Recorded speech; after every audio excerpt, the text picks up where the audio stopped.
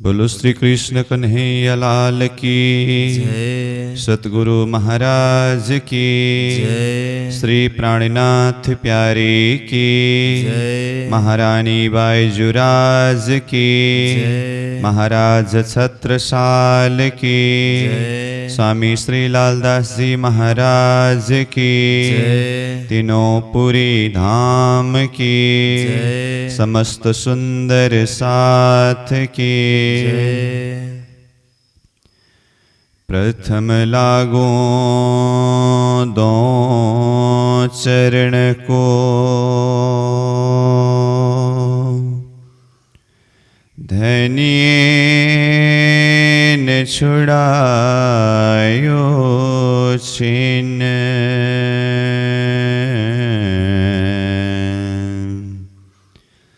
लांक तले लालेड़िया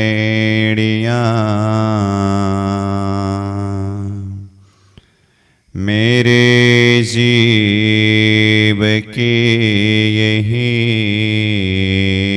जीवन इन पाँव तले पड़ी रहूं धनी नजर खोलो बातुन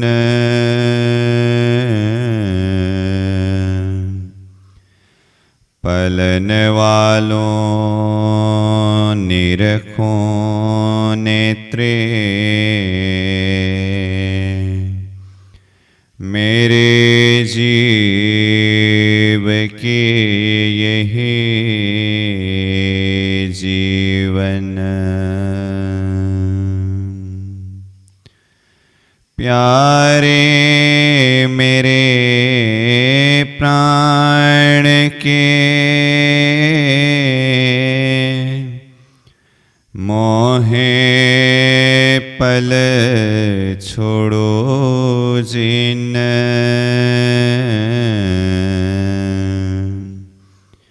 मैं पाए मेहर महबूब की मेरे जीव के यही जीवन मेरे जीव के यही जीवन बोलो श्री सतगुरु महाराज की जय। श्री प्राणनाथ प्यारे की जय। कोईक दिन तहाँ रह के दिल्ली पहुँचे धाए केतेक साथ ठट्ठे का इत पहुँचे आए इत पहुँचे आए हरि राम चौधरी और चिंतामन लालमन और रामचंद्र आए पहुँचा रहा कोईक दिन रहा कोईक दिन हरि राम चौधरी अक्षरातीत परब्रह्म परमात्मा धामधनी श्रीराज जी महाराज के असीम अनुकंपा के द्वारा वितक चर्चा प्रसंग में आज हम 19वें दिवस के इस पावन बैठक में उपस्थित हो चुके हैं। हमारा मूल सिद्धांत सतगुरु महाराज ने महामती प्राणीनाथ जी ने किस तरह से यह तारतम्य सिद्धांत को इस जगत के बीच में प्रकट करके प्रकाशित किया। इन सारे प्रसंगों को दिन प्रतिदिन हम वितक चर्चा के माध्यम से श्रवण करते आ रहे हैं। तो कल का प्रसंग में हम श्रवण कर रहे थे महामती प्राणीनाथ जी सूरत से किस तरह से अपनी जागने के अभियान को आगे बढ़ाने के लक्ष्य को लिए हुए सुंदर साथ को साथ में लेकर के आगे बढ़ चले। वहां से सिद्धपुर, पालनपुर, मेड़ता होते हुए फिर वहां से गोकुल, मथुरा, आगरा से दिल्ली पहुंचे। महामती प्राणीनाथ जी जब मेड़ता में जागनी कर रहे थे तो उस समय में मस्जिद से बांग फूकते हुए वह शब्द को अपने कान से श्रवण किया, जिसमें ला इल्ला इल्लल्लाह मुहम्मदुर रसूलुल्लाह, ये शब्द सुनते ही सदगुरु महाराज के समय का जो वचन सदगुरु महाराज कहते थे वह वचन याद आया। और हिंदू धर्म शास्त्र में जिस तरह से 3 पुरुष का वर्णन किया है, इसी तरह से कतीब ग्रंथ में भी 3 पुरुष का वर्णन किया है। इसका अर्थ वेद और कतीब दोनों ग्रंथ में एक ही बात है, शब्द का अंतर है। तो इस तरह से महामती प्राणीनाथ जी के अंतर आत्मा से ये सारी बातों को साक्षी देने लगे। तो यहां हम एक बात विचार करें, वैसे महामती प्राणीनाथ जी अरब के भूमि में 5 साल तक रहे। विक्रम संवत 1703 से लेकर के 1708 तक। तो वहां पर बहुत सारे मस्जिद थे, वहां पर भी मुल्ला लोग बांग फूकते थे। तो उस समय भी तो ये ला इल्ला इल्लल्लाह शब्द तो उच्चारण हुआ ना, परंतु उस समय में इतना ख्याल नहीं रहा। जब प्राणीनाथ जी का लक्ष्य दिल्ली में जाकर के औरंगजेब बादशाह को सच्चा धर्म का पैगाम देने के एक महान लक्ष्य को लिए हुए आगे बढ़ रहे थे, ऐसी परिस्थिति में परमात्मा की कृपा ऐसी हुई, मेड़ता के भूमि में प्राणीनाथ जी ने ये ला इल्ला इल्लल्लाह शब्द को सुना। अब उनके अंदर इतना दृढ़ विश्वास हुआ, अब ये बात को लेकर के मैं जब बादशाह के पास में जाऊंगा तो ये वचन को, ये संदेश को बादशाह जरूर नहीं फिरेंगे, इस चीज को कबूल करेंगे। ये महामती प्राणीनाथ जी एक सकारात्मक सोच को ले रहे हैं। और यहां हमें विचार करने की बात क्या है, कई समय से वो शब्द उच्चारण होने पर भी वो शब्द अंतर हृदय तक न चुभना, और अभी यहां मेड़ता में आकर के वही शब्द श्रवण करते समय वो अंतर हृदय में चुभ जाना, अर्थ लगना।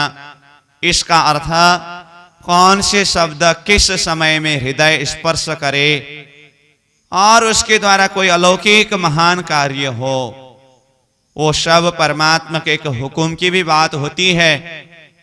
इसलिए तो महामती प्राणीनाथ जी ने कहा ना, ते माटे तमे सुनजो साथ, एक कहूं अनुपम बात, चर्चा सुनजो दिनने रात, आपनने त्रुठा श्री प्राणीनाथ। हमें रात दिन चर्चा को श्रवण करते रहना चाहिए। निरंतर चर्चा श्रवण करने से न जाने किस समय में कौन सा शब्द हृदय स्पर्श हो और आत्मा जागृत हो, तो इस बात में भी हमें ध्यान देना चाहिए। तो अब महामती प्राणीनाथ जी वहां से आगे बढ़ते हुए दिल्ली पहुंचे। तो आज का हमारा प्रसंग है, दिल्ली में पहुंचने के बाद प्राणीनाथ जी अब ये संदेश को बादशाह तक पहुंचाने के लिए किस तरह से प्रयास करेंगे। फिर बीच में प्रसंग ऐसा बनेगा वो हरिद्वार की तरफ यात्रा करेंगे। तो इन प्रसंगों के ऊपर आज हम चिंतन करने जा रहे हैं, चर्चा करने जा रहे हैं। तो यहां लालदास जी महाराज कहते हैं, जब महामती प्राणीनाथ जी दिल्ली पहुंचे, सर्वप्रथम वहां पर विठल गौरपुर करके एक स्थान है, वहां एक हवेली लेकर के वहां पर बैठने लगे। जैसे ही महामती प्राणीनाथ जी दिल्ली पहुंचे तो प्राणीनाथ जी के दर्शन करने के लिए बहुत सारे आत्माओं की भी वहां पर उपस्थित हुई। हरिपाल चौधरी और चिंतामन लाल मन और रामचंद्र आए पहुंचे रहा कोई का दिन।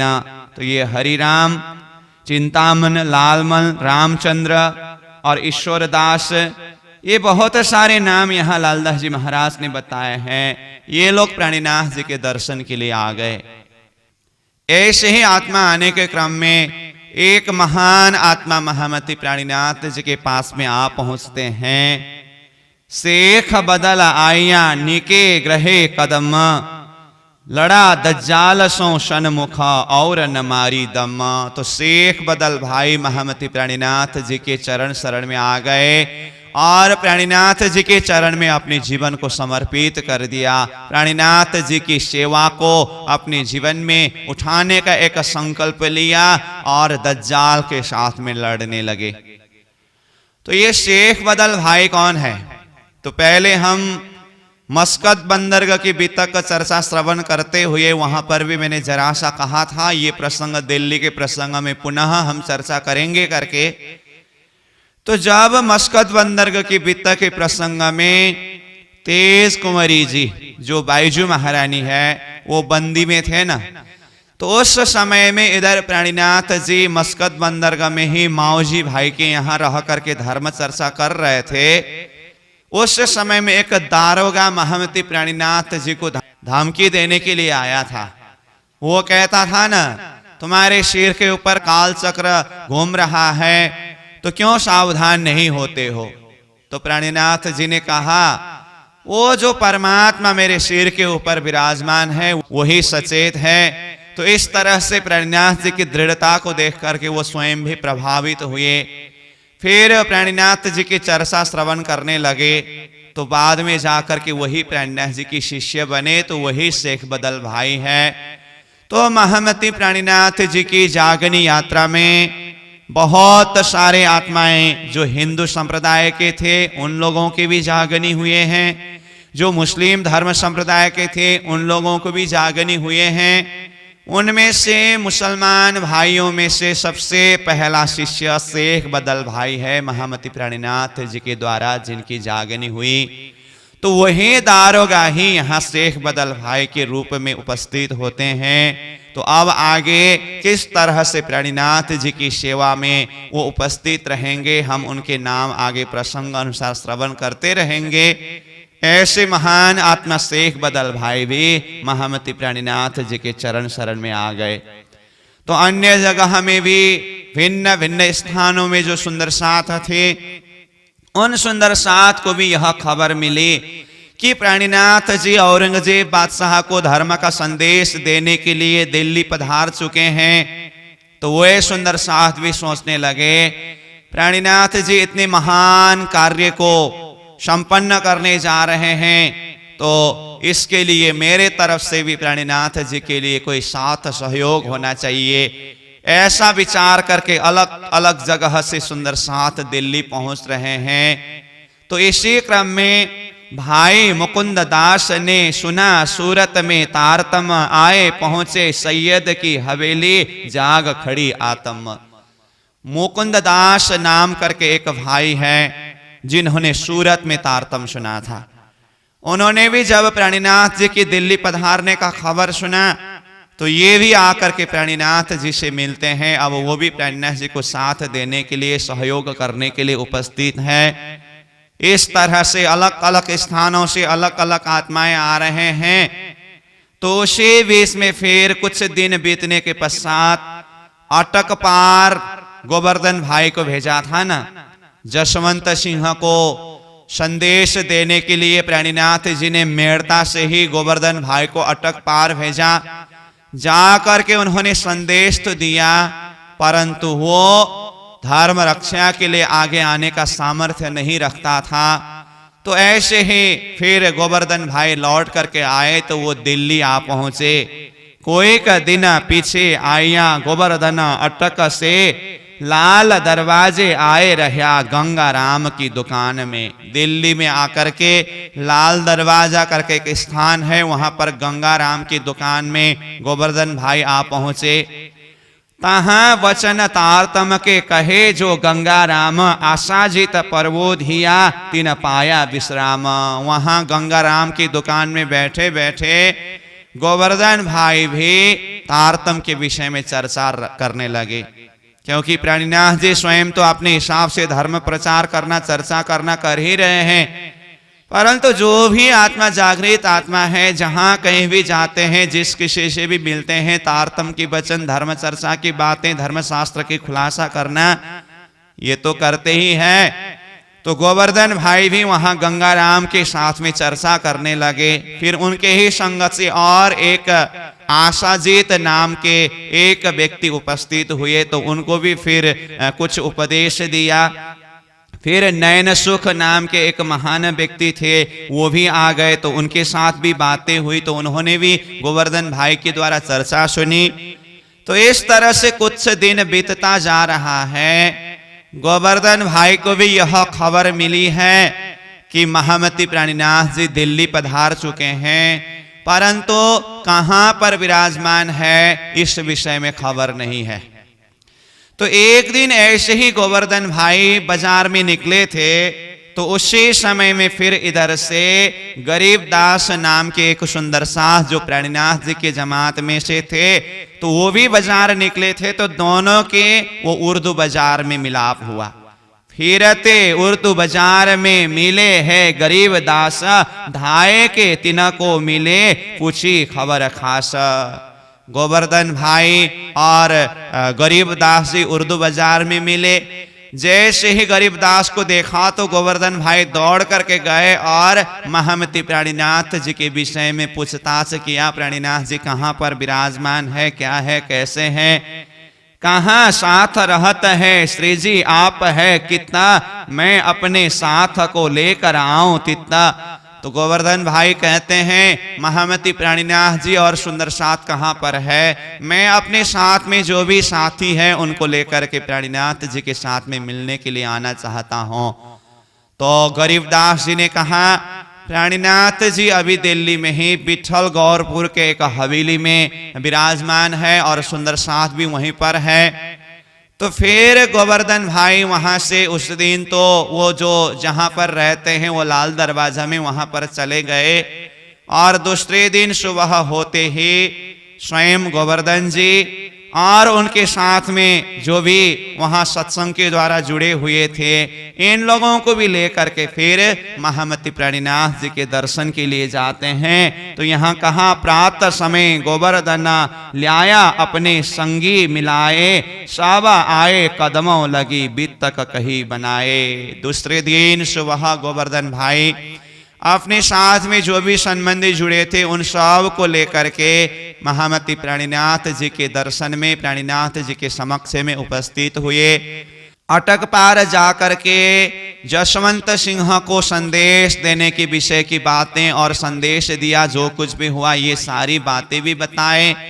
और जैसे ही दिल्ली में आना हुआ, उनके संगत से जो भी आत्माओं की जागनी हुई है उन सुंदर साथ उन आत्माओं के विषय में भी गोवर्धन भाई ने प्राणीनाथ जी को सारी बातें बताएं। तो इस तरह से सुंदर साथ का मिलन होना, ये सारी बातें होती जा रही है। इन हवेली में आप मास छे रहे, तहां से लाल दरवाजे को ले चले उत्तर से।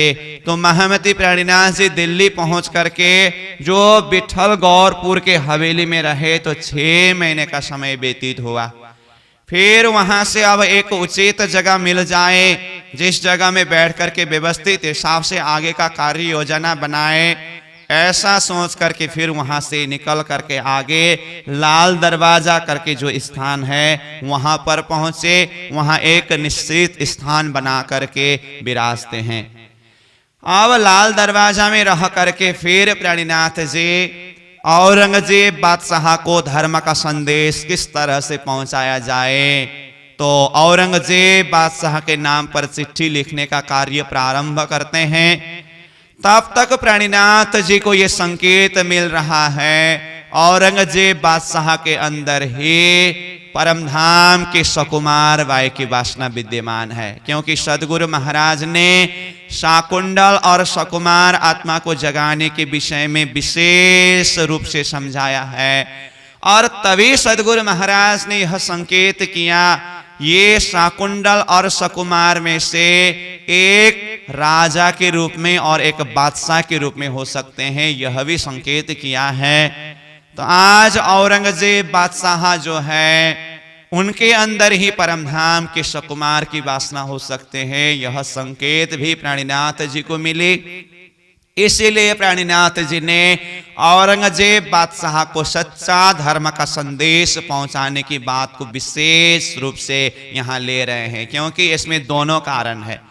एक तरफ तो औरंगजेब की एक नीति को देखते समय ऐसे अधर्म नीति है, वो कलयुग का ही अवतार है, इसीलिए उनको सच्चा धर्म का संदेश दे करके इधर हिंदू धर्म के ऊपर जो अन्याय कर रहा है, अत्याचार कर रहा है, हिंदू धर्म का रक्षा भी करना है। दूसरे तरफ उनके अंदर जो परमधाम की वासना हो तो वो परमधाम की वासना को भी जागृत कराना होगा। तो इस तरह से महान लक्ष्य को लिए हुए महामती प्राणीनाथ जी अब औरंगजेब बादशाह के नाम पर चिट्ठी लिखने तैयार कर रहे हैं। तो यहाँ कहते हैं, यहाँ आए सकुमार को पाती लिखी बनाए, 22 प्रश्न तिन में लिखे चित्त सो लाए। बोलो श्री प्राणनाथ प्यारे की जय। तो देखिए लालदास जी महाराज के ये चौपाई के शब्द के द्वारा ही सिद्ध होता है कि महामती प्राणीनाथ जी ने औरंगजेब बादशाह के अंदर ही परमधाम की सकुमार की वासना को देख चुके हैं। तो यहाँ औरंगजेब बादशाह को संदेश पहुंचाने की बात, चिट्ठी पहुंचाने की बात हो रही है, लेकिन लालदास जी महाराज ने यहाँ चौपाई में नाम औरंगजेब का नहीं लिखा। क्या कहते हैं, यहाँ आए सकुमार को पाती लिखी बनाए। सकुमार तो परमधाम की आत्मा है ना, तो सकुमार को चिट्ठी लिखी। तो प्रसंग चल रहा है औरंगजेब को संदेश पहुंचाने का, और लालदास जी महाराज यहाँ कह रहे हैं सकुमार को चिट्ठी लिखे, और उस चिट्ठी में 22 प्रश्न तीन में लिखे। चिट्ठी के अंदर 22 प्रश्न लिखे हैं, लिखे चित्त सो लाए, चित्त ला करके ये चिट्ठी लिख करके तैयार किया। तो यहीं से सिद्ध होता है औरंगजेब बादशाह के अंदर ही परमधाम की सकुमार बाई की वासना है। तो इस विषय में अब हम आगे प्रसंग अनुसार खुलासा करते जाएंगे कि औरंगजेब बादशाह को किस तरह से धर्म का संदेश देंगे और वो सकुमार वासना किस तरह से जागृत होंगे। ये तो लंबी प्रसंग कई दिन तक चलने वाला है, परंतु अभी बस शुरुआती प्रसंग है। इसीलिए 22 प्रश्न तैयार करके चिट्ठी तैयार कर रहे हैं, जिसमें विशेष करके चिट्ठी तैयार करने की सेवा में महामती प्राणीनाथ जी के साथ में लालदास जी महाराज स्वयं उपस्थित है।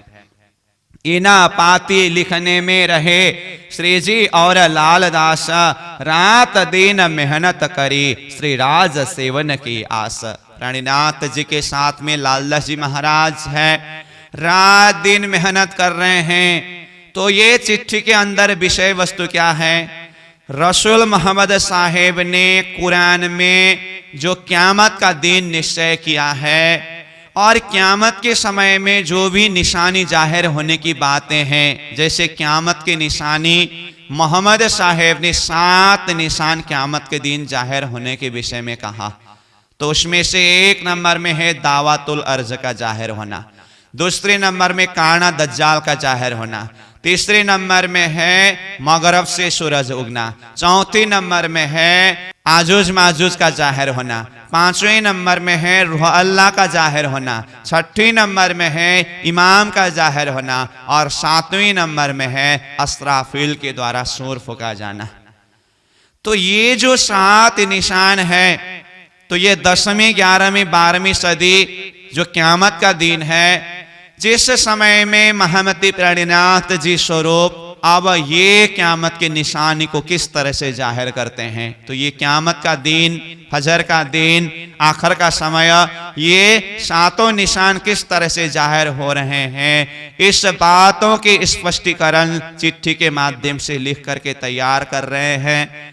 और सच्चा धर्म क्या है, इस्लाम धर्म के हकीकत के विषय में, मुसलमान के रहने के विषय में, ये सारी बातें और भी बहुत सारी बातें समेट करके चिट्ठी के रूप में तैयार कर रहे हैं। और उसमें 22 प्रश्न लिखे हुए हैं। महामती प्राणीनाथ जी इस तरह से अब बादशाह को संदेश पहुंचाने की तैयारी कर रहे हैं। अब प्राणीनाथ जी ने विचार किया ये चिट्ठी लिख करके तैयार तो हुआ, परंतु बादशाह तक ये संदेश को किस तरह से पहुंचाया जाए ये भी विचार कर रहे हैं। क्योंकि एक ही बार बादशाह के सामने में जाहिर हो तो ये तो संभव नहीं है, किसी के माध्यम से चिट्ठी के द्वारा ही संदेश पहुंचाना होगा। क्योंकि औरंगजेब बादशाह ऐसे धर्म अंध है जिनके हृदय में दया चीज का कुछ नाम निशाना नहीं है। औरंगजेब बादशाह ने स्वयं राजगद्दी को किस तरह से प्राप्त किया?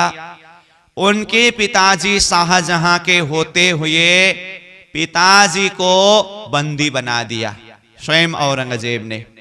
और औरंगजेब जो है 4 भाई में से ये तीसरे नंबर के भाई है। कहने का अर्थ शाहजहां के 4 पुत्र थे, उनमें से यह तीसरे पुत्र औरंगजेब बादशाह है। और ज्येष्ठ पुत्र शाहजहां के ज्येष्ठ पुत्र यानी कि ये औरंगजेब के जो बड़े भैया है वो दारा शिकोह है। दारा शिकोह ये बादशाह बनेंगे, ये भाया औरंगजेब बादशाह को था। इसलिए अपने समय में उन्होंने क्या किया, अपने पिता शाहजहां को बंदी बनाया और दारा शिकोह अपने बड़े भैया को हाथी से कुलचा करके मार दिया और वो स्वयं राजगद्दी में आकर के अब राज शासन चलाने लगा। ऐसे क्रूर नीति के शासक औरंगजेब बादशाह। और महामती प्राणीनाथ जी जब दिल्ली पहुंचे, ये संदेश पहुंचाने की तैयारी कर रहे हैं, उससे लगभग 3 साल पहले सिख संप्रदाय के गुरु तेग बहादुर को औरंगजेब बादशाह ने बलिदान लिया था। तो ऐसी परिस्थिति में महामती प्राणीनाथ जी ने विचार किया, बादशाह के साथ में सीधा जाकर के ये बात करना ये तो संभव नहीं है। इसलिए चिट्ठी के माध्यम से कोई बादशाह के इर्द गिर्द में हो ऐसे कोई व्यक्ति को पकड़ करके बादशाह तक संदेश पहुंचाना होगा। तो कौन है बादशाह के इर्द गिर्द में नजदीक में जिसके माध्यम से बादशाह तक ये चिट्ठी के द्वारा संदेश पहुंचा सकेंगे? इस विषय में महामती प्राणीनाथ जी भी विचार कर रहे हैं। और वो दिल्ली के ही कोई लोग जुड़ रहे हैं, तो उन लोगों से भी प्राणीनाथ जी सलाह कर रहे हैं, बातें कर रहे हैं। तो उन्हीं में से आशाजीत, जो गोवर्धन भाई जी के साथ में आशाजीत आए थे ना, तो वो दिल्ली के ही थे। तो प्राणीनाथ जी ने विचार किया ये आशाजीत जी यहीं के हैं तो इनको कुछ बातें पता होती है, तो इनसे सलाह करके देखेंगे करके औरंगजेब बादशाह तक संदेश पहुंचाने की बात आशाजीत से प्राणीनाथ जी ने जाहिर किया। तो जब प्राणीनाथ जी की बात सुनी तो आशाजीत कहते हैं आपने जो तैयार किया हुआ चिट्ठी क्या है एक बार बताइए। तो प्राणीनाथ जी ने वो चिट्ठी की बात भी बताई। तो आशाजीत कहते हैं नहीं, औरंगजेब बादशाह का नीति तो ऐसा है, वो तो सुबह उठ करके हिंदुओं की चेहरा भी नहीं देखना चाहता है और हिंदी भाषा वो पढ़ते ही नहीं। तो आपने जो चिट्ठी तैयार किया है ये तो हिंदी भाषा की चिट्ठी है, वो तो देखते ही नहीं, तो इसको तो उनकी ही भाषा में तैयार करना होगा। इस तरह से जो 22 प्रश्न लिख करके तैयार किया हुआ चिट्ठी के विषय में आशाजीत ने कहा ये हिंदी भाषा की चिट्ठी वो पढ़ेंगे नहीं, इसको भाषा अनुवाद करना होगा।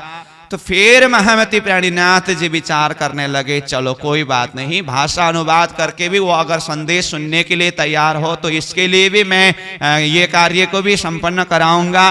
फिर प्राणीनाथ जी ये चिट्ठी को भाषा अनुवाद करने के लिए अरबी भाषा उर्दू भाषा में चिट्ठी तैयार करने के विषय में सोच बना रहे हैं। तो इस तरह से एक तरफ बादशाह तक संदेश पहुंचाने के लिए चिट्ठी तैयार करने की तैयारी चल रही है, तो उसी बीच में फिर प्राणीनाथ जी वहां पर वेद वेदांत के विषय में चर्चा करते हैं। 2 मास यहाँ रहे होए चर्चा वेद वेदांत, ऊपर अटारी के बैठते थे एकांत। महामती प्राणीनाथ जी ऊपर अटारी में विराजमान होकर के वहां वेद वेदांत के विषय में चर्चा करते थे। तो बादशाह को संदेश पहुंचाने के लिए तैयारी करने की ये अंदर की बात है, विशेष विशेष सुंदर साथ के साथ में हो रही है ये तैयारी। और जो भी वहां पर उपस्थित होते थे उन लोगों के साथ में वेद वेदांत के विषय में धर्म चर्चा करते थे। तो इस तरह से प्राणीनाथ जी से चर्चा भी होने लगी। तो धीरे धीरे से प्राणीनाथ जी के विषय की बातें इर्द गिर्द में फैलने लगे। तो और भी लोग वहां प्राणीनाथ जी के दर्शन करने के लिए उपस्थित होते हैं। तो उसी बीच में एक दयाराम नाम के एक भाई प्राणीनाथ जी के दर्शन के लिए आते हैं। दयाराम दिल प्रेम सो इत आया तिना ईमान, लियाया सबके देखते हैं खास सैया के जाना। दयाराम भाई महामती प्राणीनाथ जी के चरण में आए, वो प्राणनाथ जी के प्रति अंतर हृदय से विश्वास के द्वारा कुर्बान होने लगे। तो ये दयाराम भाई की भी आत्मा जागृत होती है। फिर दयाराम भाई की संगत से ही नयन सुख नाम के आत्मा आते हैं। फिर धीरे धीरे करके चंचल दास नाम के जो सुंदर साथ है ये भी आते हैं। ये सब महान महान आत्माएं हैं। तो ये दयाराम भाई, चंचल, ये सब आगे तक प्राणनाथ जी को पूरी तरह से साथ किस तरह से देंगे ये हम चर्चा श्रवण करते जाएंगे। इस तरह से और भी आत्मा आ रहे हैं और भिखारी दास भी आकर के मिले। तो इस तरह से जो कोई भी प्राणनाथ जी के दर्शन के लिए आते थे, तो इस विषय में यहाँ कहते हैं गंगा राम इता आवत खाली हाथ न कब्बा, पावे भली बस्त बाजार में राज आगे धरे सब। गंगाराम जो है ना, पहले वो गोवर्धन भाई जहां आकर के रहे थे, गोवर्धन भाई ने गंगाराम को तारतम के विषय की बातें सुनाए और उनके ही माध्यम से प्राणीनाथ जी तक पहुंचे। तो ये गंगाराम प्राणनाथ जी के दर्शन करने के लिए आते हैं ना, कभी भी खाली हाथ नहीं आते हैं। बाजार में जाकर के कुछ न कुछ चीज लेकर के आते हैं और प्राणीनाथ जी के आगे धरते हैं। फिर दयाराम भाई प्राणनाथ जी के दर्शन के लिए आते हैं ना, तो दयाराम भाई कुछ मिठाई पकवान लेकर के आते हैं, प्राणीनाथ जी के आगे धरते हैं। चंचल दास प्राणनाथ जी के दर्शन करने के लिए जब आते हैं ना, चंचल अपनी दुकान से लियावत कर चोरी, दुकान से कुछ सामग्री चुरा करके ले आते थे और प्राणनाथ जी को समर्पित कर देते थे, क्योंकि वो चाहते हैं प्राणनाथ जी की सेवा करें, लेकिन परिवार के लोग साथ नहीं देते हैं, तो वो चुरा चुरा करके ले आकर के भी प्राणनाथ जी की सेवा करते थे।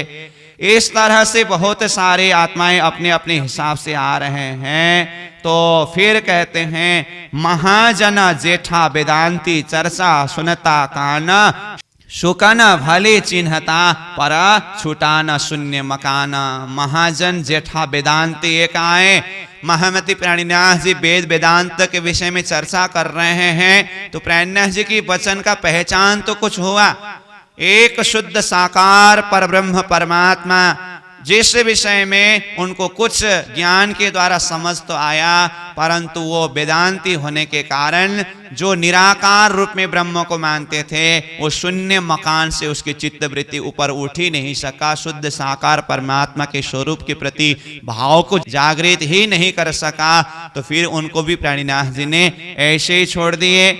फिर इस तरह से करते करते प्राणीनाथ जी विचार कर रहे हैं कि बादशाह तक संदेश किस तरह से पहुंचाया जाए।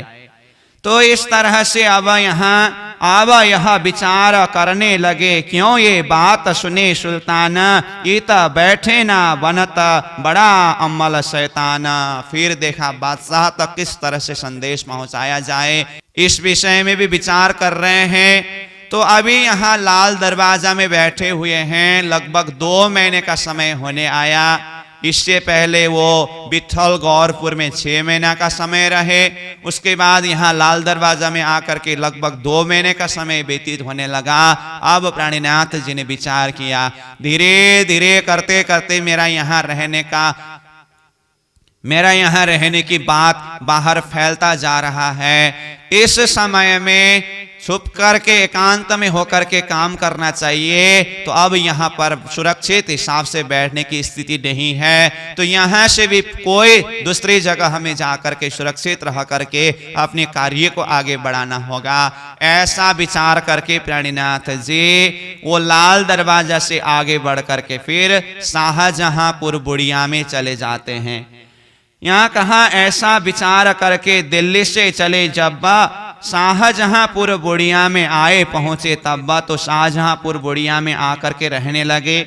केते का साथ दिल्ली में राख के आप चले। कितने जने सुंदर साथ को दिल्ली में रख करके स्वयं महामती प्राणीनाथ जी शाहजहांपुर बुढ़िया की तरफ चले गए।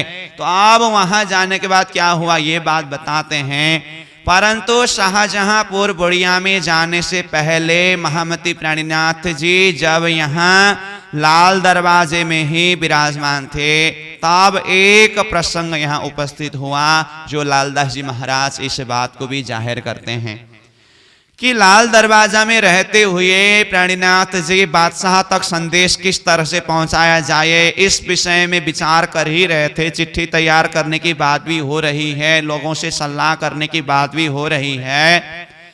इसी बीच में सूरत से एक जना सुंदर साथ जिसका नाम था लक्ष्मीदास जी, वो दिल्ली आ पहुंचे प्राणीनाथ जी के साथ में मिलने।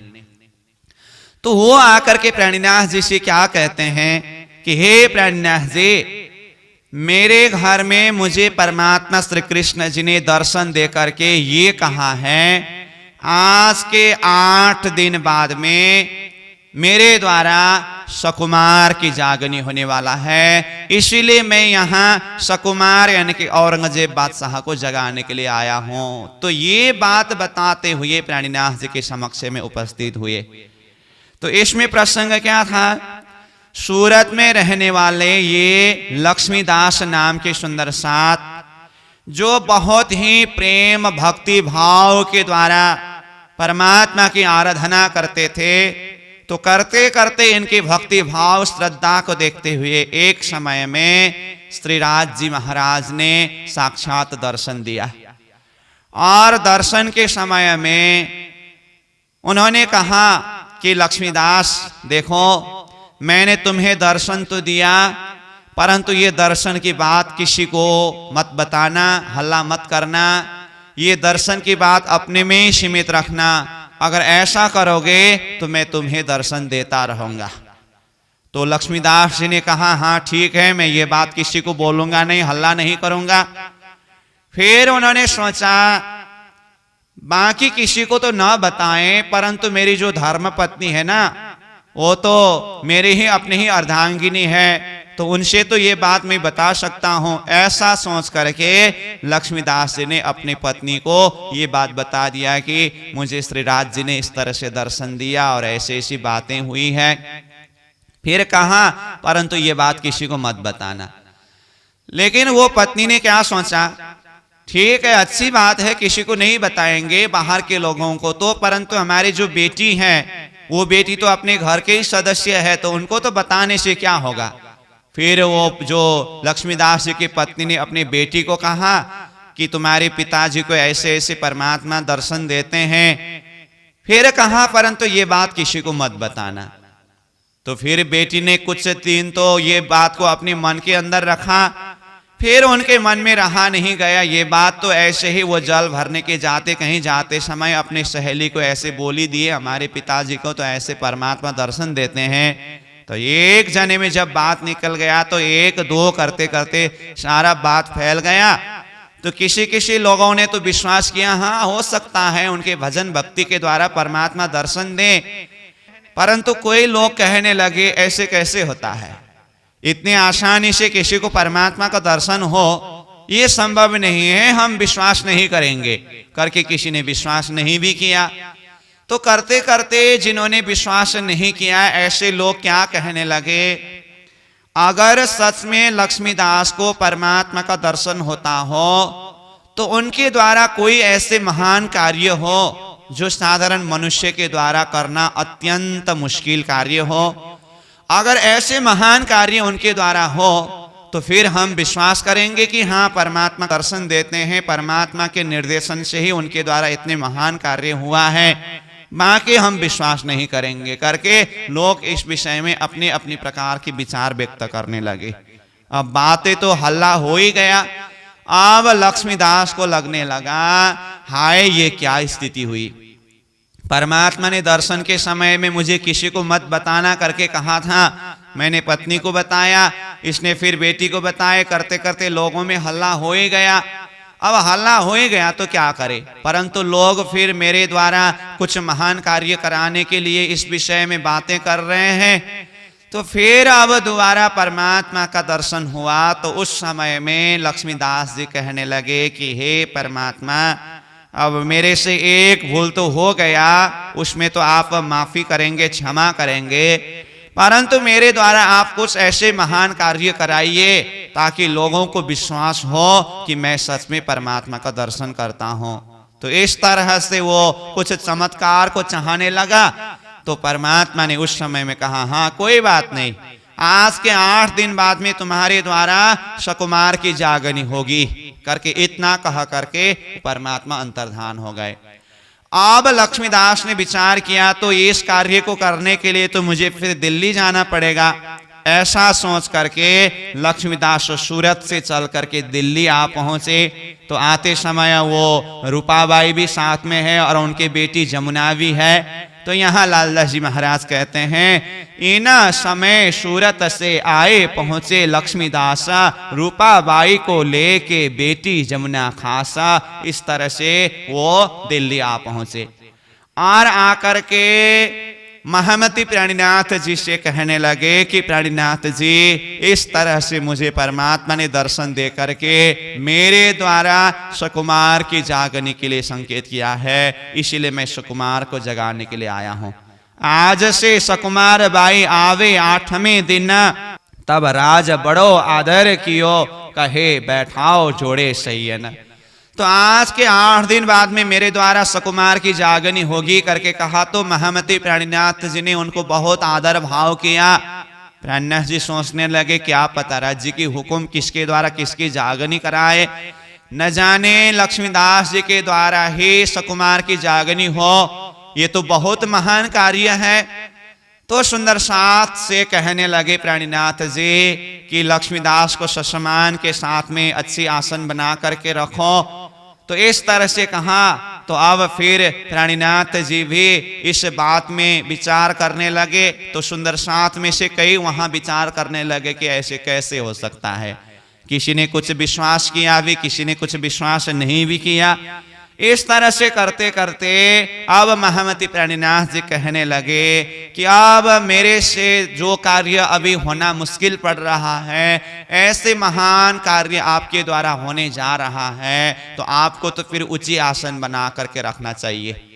तो मेरे से ऊंची आसन बना करके रखें या मेरे समान आसन में रहेंगे, क्या करेंगे? तो लक्ष्मीदास कहते हैं, अभी ऊंची आसन में तो नहीं बैठूंगा, परंतु आपकी जोड़ी में आपके बराबर में जरूर से रहूंगा।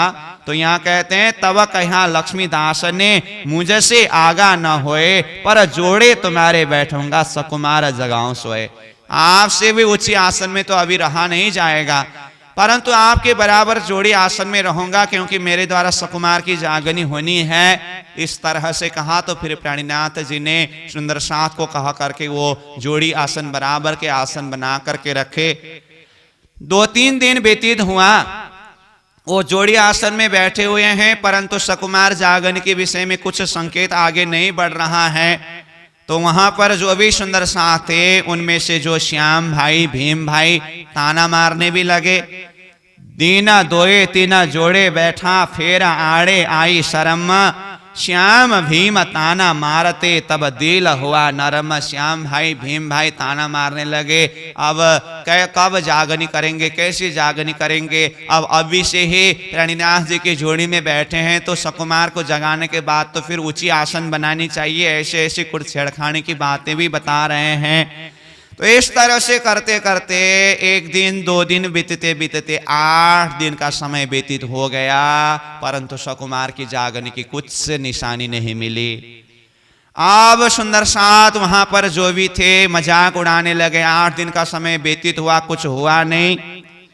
अब लक्ष्मीदास भी अंदर अंदर से सोच रहे हैं, परमात्मा ने तो मुझे दर्शन के समय में यही कहा था, परंतु मेरे द्वारा क्यों जागनी नहीं करा रहे हैं, ऐसे सोच रहे थे। फिर वो 8वें दिन के दिन परमात्मा ने दर्शन दिया। जब 8 दिन पूरे भय श्री राज दिया दीदारा, तब इन्होंने अर्ज करी करो पूरा परवर दिगारा। 8वें दिन के समय जब व्यतीत हुआ तो परमात्मा ने दर्शन दिया। तो दर्शन के समय में फिर लक्ष्मीदास कहते हैं, हे परमात्मा, हे श्री राज जी, मेरी मनोकामना को पूरा करा दीजिए। मेरे द्वारा सकुमार की जागनी कराइए, इस तरह से कहा। तो तब राज हाथ से जुदे हुए, तब हंसी हुई इतना, ये तो नहीं मुकर्रर है बखत रोज क़यामत।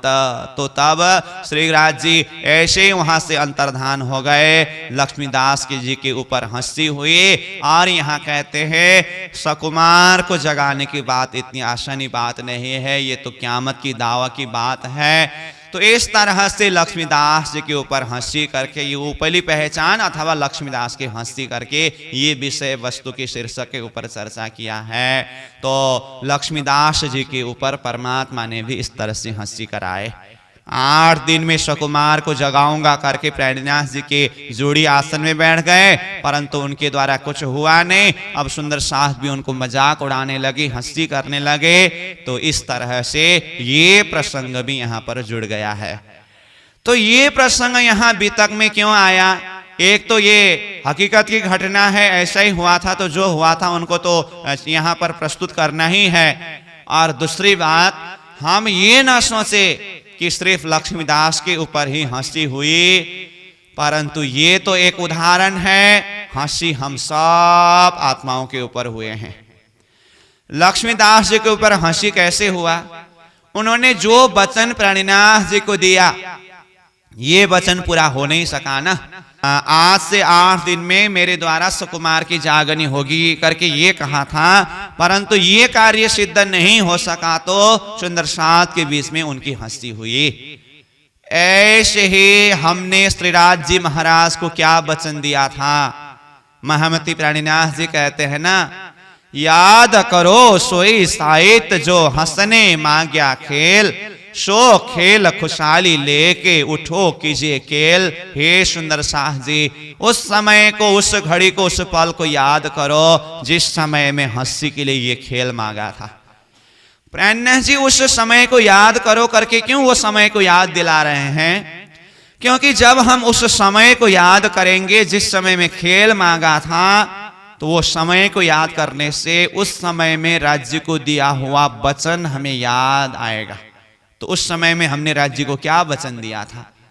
प्रेम संवाद के समय में राज्य महाराज ने हमें बार बार मना किया कि हे आत्माओं, खेल में मत जाओ, अपने आप को भूलोगे, धनी को भूलोगे, धाम को भूलोगे, आग पानी पत्थर को ही पूजोगे, संसार के शरीर के नाते परिवार विस्तार करके रहोगे। ये सारी बात धनी ने बताए। तो हम आत्माओं ने क्या कहा?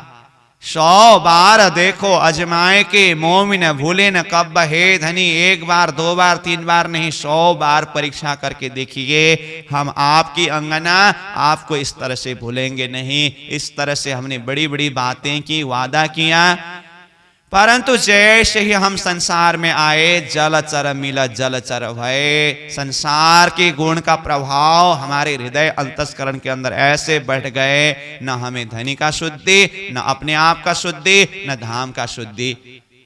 तो हम भजन में गाते हैं न, पिया तेरी रूहों को ये क्या हो गया, जो कहा था आपने वो सच हो गया। श्रीराज जी महाराज ने जो कहा था वो सच हुआ। हम संसार में आकर के भूल गए, राज्य महाराज को दिया हुआ वचन हमारे द्वारा पूरा हो नहीं सका। तो अब हम आत्माओं के ऊपर हंसी होगी कि नहीं होगी?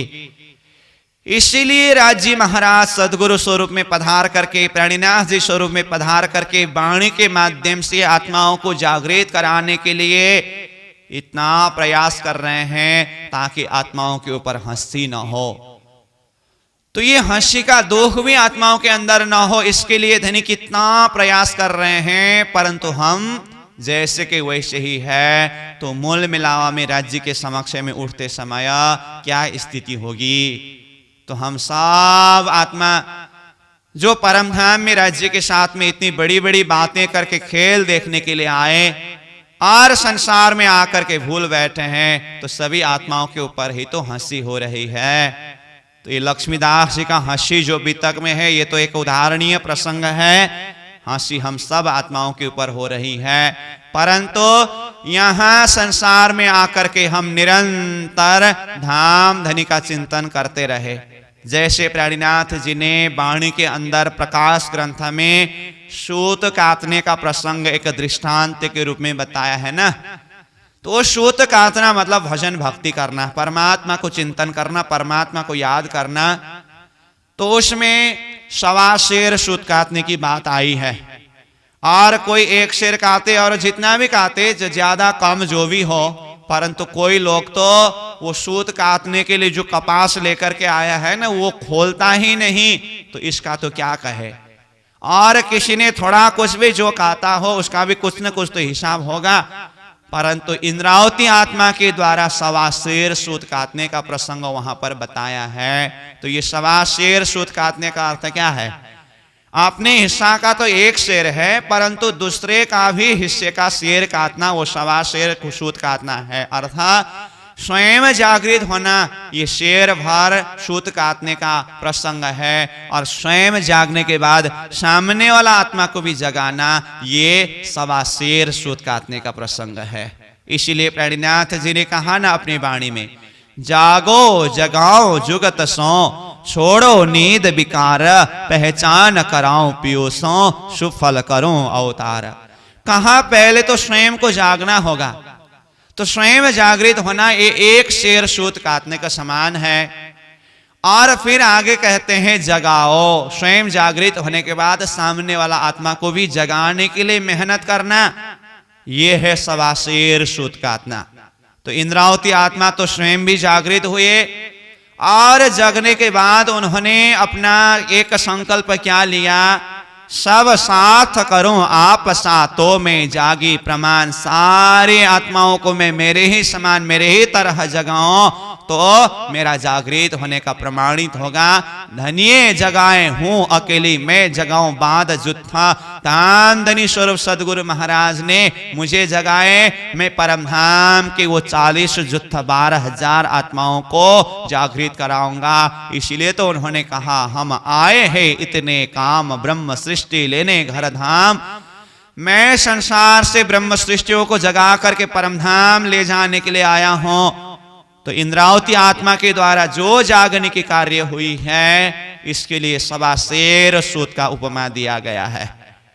तो जो आत्मा स्वयं भी जागृत होगी और दूसरे को भी जगाने के लिए मेहनत करते रहेंगे, वो तो परमधाम में उठते ही राज्य महाराज के साथ में बिल्कुल सन्मुख होकर के शेर उचा करके बात करने लगेंगे। परंतु यहां संसार में आकर के दूसरे को जगाने की तो बात ही नहीं, स्वयं जागृत नहीं हुआ। राज्य महाराज स्वयं जबरदस्त कृपा करके परमधाम मूल मिलाव में अगर उठाना पड़े तो फिर हंसी की बात कैसी होगी। तो शर्मिंदा का सिर झुकेगा तब हंसी होगी। तो इसीलिए हमें होश में आना है। धनी ने ज्ञान के द्वारा प्रेम के द्वारा हर प्रकार से हमारी आत्मा को जागृत कराने के लिए और ये हंसी का भी दुख से आत्माओं को अलग करने के लिए इतना प्रयास कर रहे हैं। तो हमें अपनी तरफ से सजगता अपनानी चाहिए, तब जाकर के हम हंसी से बच पाएंगे। तो ये भी चिंतनीय विषय है। तो महमती प्राणीनाथ जी जब लाल दरवाजा में ही थे तब ये लक्ष्मीदास जी की प्रसंग जुड़ गया।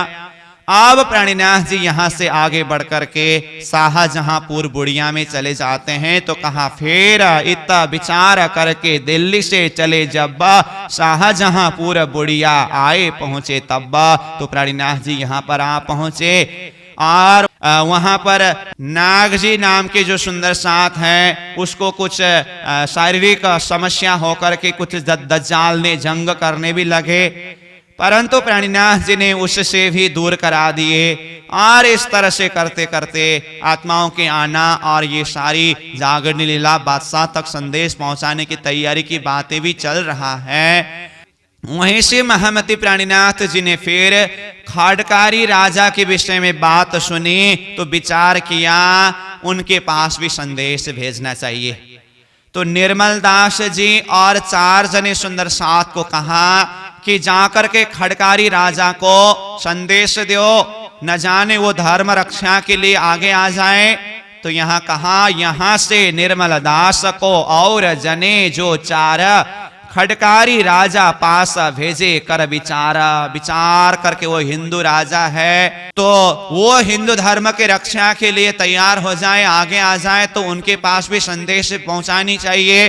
तो इस तरह से सुंदर साथ को भेजा गया, संदेश लेकर के गए, परंतु उनमें भी वो अंकुर नहीं था, तो वो भी धर्म रक्षा के लिए आगे आने के लिए तैयार नहीं हुए। फिर महामती प्राणीनाथ जी ने विचार किया, औरंगजेब बादशाह तक संदेश पहुंचाने के लिए पहले उनके इर्द गिर्द के लोग जो है ना, उन लोगों के तक संदेश पहुंचाना होगा। और कुरान हदीसा ग्रंथों में क्या कुछ लिखे हैं उस विषय में भी हमें गहराई से अध्ययन करना होगा, मनन करना होगा। ऐसा विचार करके महामती प्राणीनाथ जी ने लालदास जी और भीम भाई दोनों को जो चिट्ठी तैयार किया था, ये चिट्ठी पैगाम को पहुंचाने के लिए मस्जिद में भेज रहे थे। तो यहाँ कहा, इन भात शब्द फेर के किए जब तैयार, तब भीम लालदास को कहा, देव पैगाम परवरदिगार। जो चिट्ठी पहले हिंदी भाषा में लिखा गया था, वो हिंदी भाषा में लिखा हुआ चिट्ठी को भाषा अनुवाद करके फिर चिट्ठी तैयार किया और लालदास जी और भीम भाई को कहा कि ये चिट्ठी जाकर ये चिट्ठी ले जा करके संदेश दो। तो फिर अब ये दोनों भाई प्राणीनाथ जी की हुक्म को सिर में चढ़ा करके ये लोग चले गए दिल्ली के तरफ। तो जैसे ही दिल्ली प्रवेश कर ही रहे थे तो उस समय में फिर प्राणीनाथ जी को कुछ आकाशवाणी के द्वारा संकेत मिले कि अभी ये संदेश पहुंचाने के कार्य जल्दीबाजी करने से नहीं होगा, कुछ समय धैर्यता से काम लेना होगा। तो ये संदेश जब मिले तो फिर महामती प्राणीनाथ जी ने कांजी भाई को पीछे से भेज करके भीम भाई और लालदास जी को अभी वापस आने के लिए कह करके पीछे से कान्जी भाई को श्री राजे भेजा जब बैठे दिल्ली में बराबर हकीकत लाया सब। तो जाकर के फिर कांजी भाई ने भीम भाई और लालदास जी को प्राणीनाथ जी के हुक्म के हिसाब से वहां से लौटाया। अब उस समय में महामती प्राणीनाथ जी को ऐसा संकेत हुआ कि अभी कुछ समय के लिए औरंगजेब बादशाह को संदेश देने की जो कार्य को रोक करके हरिद्वार की तरफ यात्रा करने की ऐसी अंदर से प्रेरणा हुई। विक्रम संवत 1735 का समय चल रहा था। तो उस समय में महामती प्राणीनाथ जी को लगा अब यहां से हरिद्वार की तरफ यात्रा करनी है। तो अब कुछ सुंदर साथ को वहीं पर सुरक्षित रख करके विशेष सुंदर साथ को लेकर के अब महामती प्राणीनाथ जी हरिद्वार की तरफ यात्रा करते हैं। तो यहाँ कहते हैं, मास एक तरह के फेर चले हरिद्वार, आए हरिद्वार में ताको कहो विस्तार। मास एक यानी कि वो शाहजहांपुर बोड़िया में चले गए थे ना, वहां 1 महीने तक रहे, उसके बाद फिर वो हरिद्वार की तरफ चले जाते हैं। अब लालदास जी महाराज कहते हैं, अब हरिद्वार में जो कुछ भी बितक हुई, अब मैं उस बितक को यहां जाहिर करने जा रहा हूं। तो प्राणीनाथ जी जब दिल्ली पहुंचे, दिल्ली पहुंचने के बाद विठल गौरपुर के हवेली में 6 महीने तक रहे। फिर उसके बाद लाल दरवाजा में 2 महीने तक रहे। वहां से वो शाहजहांपुर बोड़िया चले गए, वहां 1 महीना रहे। उसके पश्चात कुछ समय के लिए बादशाह को संदेश देने के कार्य को रोक करके वो हरिद्वार की तरफ चले जाते हैं। जब प्राणीनाथ जी हरिद्वार चले गए तो समय कब था? तो यहाँ कहा, साका शालिवान का 1600 पुरन्ना, बैठा साका विजय विनंद का, तब फिर के फिराए सैयना। शालिवान का ये 16वीं सदी चल रहा था और विक्रमादित्य राजा के वर्ष 1735। तो विक्रमादित्य राजा के हिसाब से विक्रम संवत 1735 का समय चल रहा था। तो उसी समय में महामती प्राणीनाथ जी हरिद्वार पहुंचे। जैसे ही वहां पहुंच करके देखा तो उसी समय में वहां पर कुंभ मेला का आयोजन हो रहा था। तो कुंभ मेला के लिए बहुत सारे धर्म संप्रदाय के लोग वहां एकत्रित होकर के अपनी अपनी जमात अपने अपने स्थान में डेरा बिठा करके बैठ चुके थे। जब महामती प्राणीनाथ जी पहुंचे तो वहां पर तो बहुत सारे संप्रदाय के लोग कुंभ मेला के लिए एकत्रित हो चुके थे। तो इधर से प्राणीनाथ जी जा रहे थे तो सब कोई प्राणीनाथ जी को देख करके आश्चर्य व्यक्त करने लगे, ये कहां से आए, कौन संप्रदाय के हैं। क्योंकि वहां कुंभ मेला की जो प्रसंग है वो पहले से ही वहां पर नाम दर्ता कराना होता था।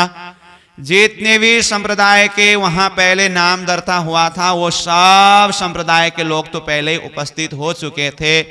अब प्राणीनाथ जी का तो वहां पहले से नाम दर्ता है ही भी नहीं, ऐसे ही पहुंच गए। तो सब कोई आश्चर्यचकित होकर के प्राणीनाथ जी की तरफ देखने लगे और आकर के प्राणीनाथ जी से प्रश्न पूछते हैं, आपका संप्रदाय क्या है, आपका मान्यता क्या है, आप कहां से आए, ये सारी बातें होती है। तो इससे पहले हमें जरा सा इस विषय में भी जानना होगा। प्राणीनाथ जी हरिद्वार पहुंचे तो वहां पर 1735 का समय में कुंभ मेला का आयोजन हो रहा था। तो ये कुंभ मेला की प्रसंग कब से किस तरह से शुरू हुई, तो इस विषय में श्रीमद् भागवत में एक प्रसंग हम कथा के रूप में श्रवण करते हैं। देव और दानव मिलकर के समुद्र मंथन किया हुआ प्रसंग। जब देव और दानव मिलकर के समुद्र मंथन करने लगे तो मंथन करते करते वहां से 14 रत्न निकला और उसमें से अंतिम रत्न जो है धनवंतरी ने अमृत का कलश लेकर के वो निकले। और जैसे ही यह अमृत कलश निकले तो अब ये देव और दानव दोनों हम अमृत पान करेंगे, हम अमृत पान करेंगे करके दोनों झगड़ने लगे। तो ऐसी ही अवस्था में इंद्र का पुत्र जयंत ने आकर के वो अमृत कुंभ को, अमृत कलश को छीन करके ले गए वो आकाशी मार्ग की तरफ। तब ये जो दानव लोग हैं वो अमृत पान करने के लिए वहीं पर चले गए। फिर देव शक्ति भी वहीं चले जाते हैं, वहीं जाकर के फिर अमृत पान करने के लिए झगड़ने लगे। तो फिर इस अमृत को सुरक्षित रखें, इस तरह से करते करते 4 बूंद अमृत ये धरती के अंदर टपका। तो वो 4 बूंद जिस स्थान में टपका वो कहां कहां था, नासिक, प्रयाग, उज्जैन और हरिद्वार। ये 4 स्थान में एक एक बूंद करके 4 बूंद अमृत टपका। तो यही 4 स्थान में कुंभ मेला लगने की ये प्रसंग बन गया। तो अब इनमें से एक स्थान है हरिद्वार। तो एक स्थान में प्रत्येक 12-12 वर्ष के बीच में कुंभ मेला लगते हैं। तो चारों तरफ कुंभ मेला लगते समय प्रत्येक 3-3 वर्ष के अंतर में चारों स्थान में मेले लगते हैं। तो एक स्थान में 12 साल के बाद में कुंभ मेला लगते हैं। तो ये कुंभ मेला तो छोटे बड़े रूप से अपने अपने हिसाब से तो पहले से ही चलता आ रहा था, परंतु राजा हर्षवर्धन के समय से उन्होंने ये व्यवस्था कर दिया कि ये कुंभ मेला में भिन्न भिन्न संप्रदाय के लोग आने का और अपने अपने शिविर लगा करके अब कौन पहले स्नान करेंगे, कौन क्या करेंगे, ये सारी जो एक प्रबंध व्यवस्था करने का जो कार्य राजा हर्षवर्धन के समय से प्रारंभ हुआ। और इसी कुंभ मेले के परंपरा में से महामती प्राणीनाथ जी जब विक्रम संवत 1735 के समय में हरिद्वार में पहुंचे तो वहां ये कुंभ मेला का समय था और पहले से ही वहां भिन्न भिन्न संप्रदाय के लोग वहां उपस्थित हो चुके थे। तो कौन कौन वहां पर उपस्थित हुए थे, तो यहाँ कहा हरिद्वार के मेला में 4 संप्रदाय ताही, 6 दर्शन भी तहां मिले, 10 नाम सन्यासी जाही, 4 वर्ण 4 आश्रम, सब भाई एक ठौर, सबने देखा श्री राज को, किन्हीं दिल में शक और। तो इस तरह से यहाँ पर कहा कि हरिद्वार की भूमि में 4 संप्रदाय और 6 दर्शनी, 10 नाम सन्यासी, 4 वर्ण और 4 आश्रम, इस तरह से 28 संप्रदाय के 28 जमात वहां पर उपस्थित हो चुके थे। इसी बीच में जब महामती प्राणीनाथ जी इधर से अपनी जागरण के झंडा को उठाते हुए अपने सुंदर साथ के जमात के बीच में उस तरफ पधार रहे थे, तो प्राणीनाथ जी को देख करके सब किसी ने दिल में शंका लाने लगे और सब कोई आश्चर्यचकित होकर के देख रहे हैं। जब महामती प्राणीनाथ जी वहां पर पधार रहे थे तो उस समय में वहां की स्थिति क्या हो रही थी? सारे वहां के संप्रदाय लोग कौन पहले गंगा स्नान करेंगे करके इस विषय में लड़ रहे थे, झगड़ रहे थे।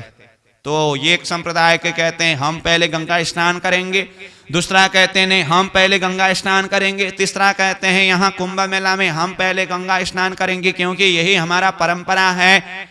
इस तरह से वो गंगा स्नान के लिए सब लड़ रहे थे, झगड़ रहे थे, क्योंकि सबसे पहले गंगा स्नान जो करे वही ताकतदार, वही शक्तिशाली, तो उसका ही जीत ऐसा मानता था। तो इसीलिए अपनी शक्ति का प्रदर्शन करने के लिए, अपने संप्रदाय को बड़ा दिखाने के लिए वो गंगा स्नान के लिए लोग लड़ रहे थे, झगड़ रहे थे। तो इसी वेश में जब महामती प्राणीनाथ जी पहुंचे तो वे लोग सब प्राणीनाथ जी की तरफ देखने लगे। तो प्राणीनाथ जी ने दूर से ही देखा ये लोग तो ये गंगा स्नान के लिए लड़ रहे हैं, झगड़ रहे हैं।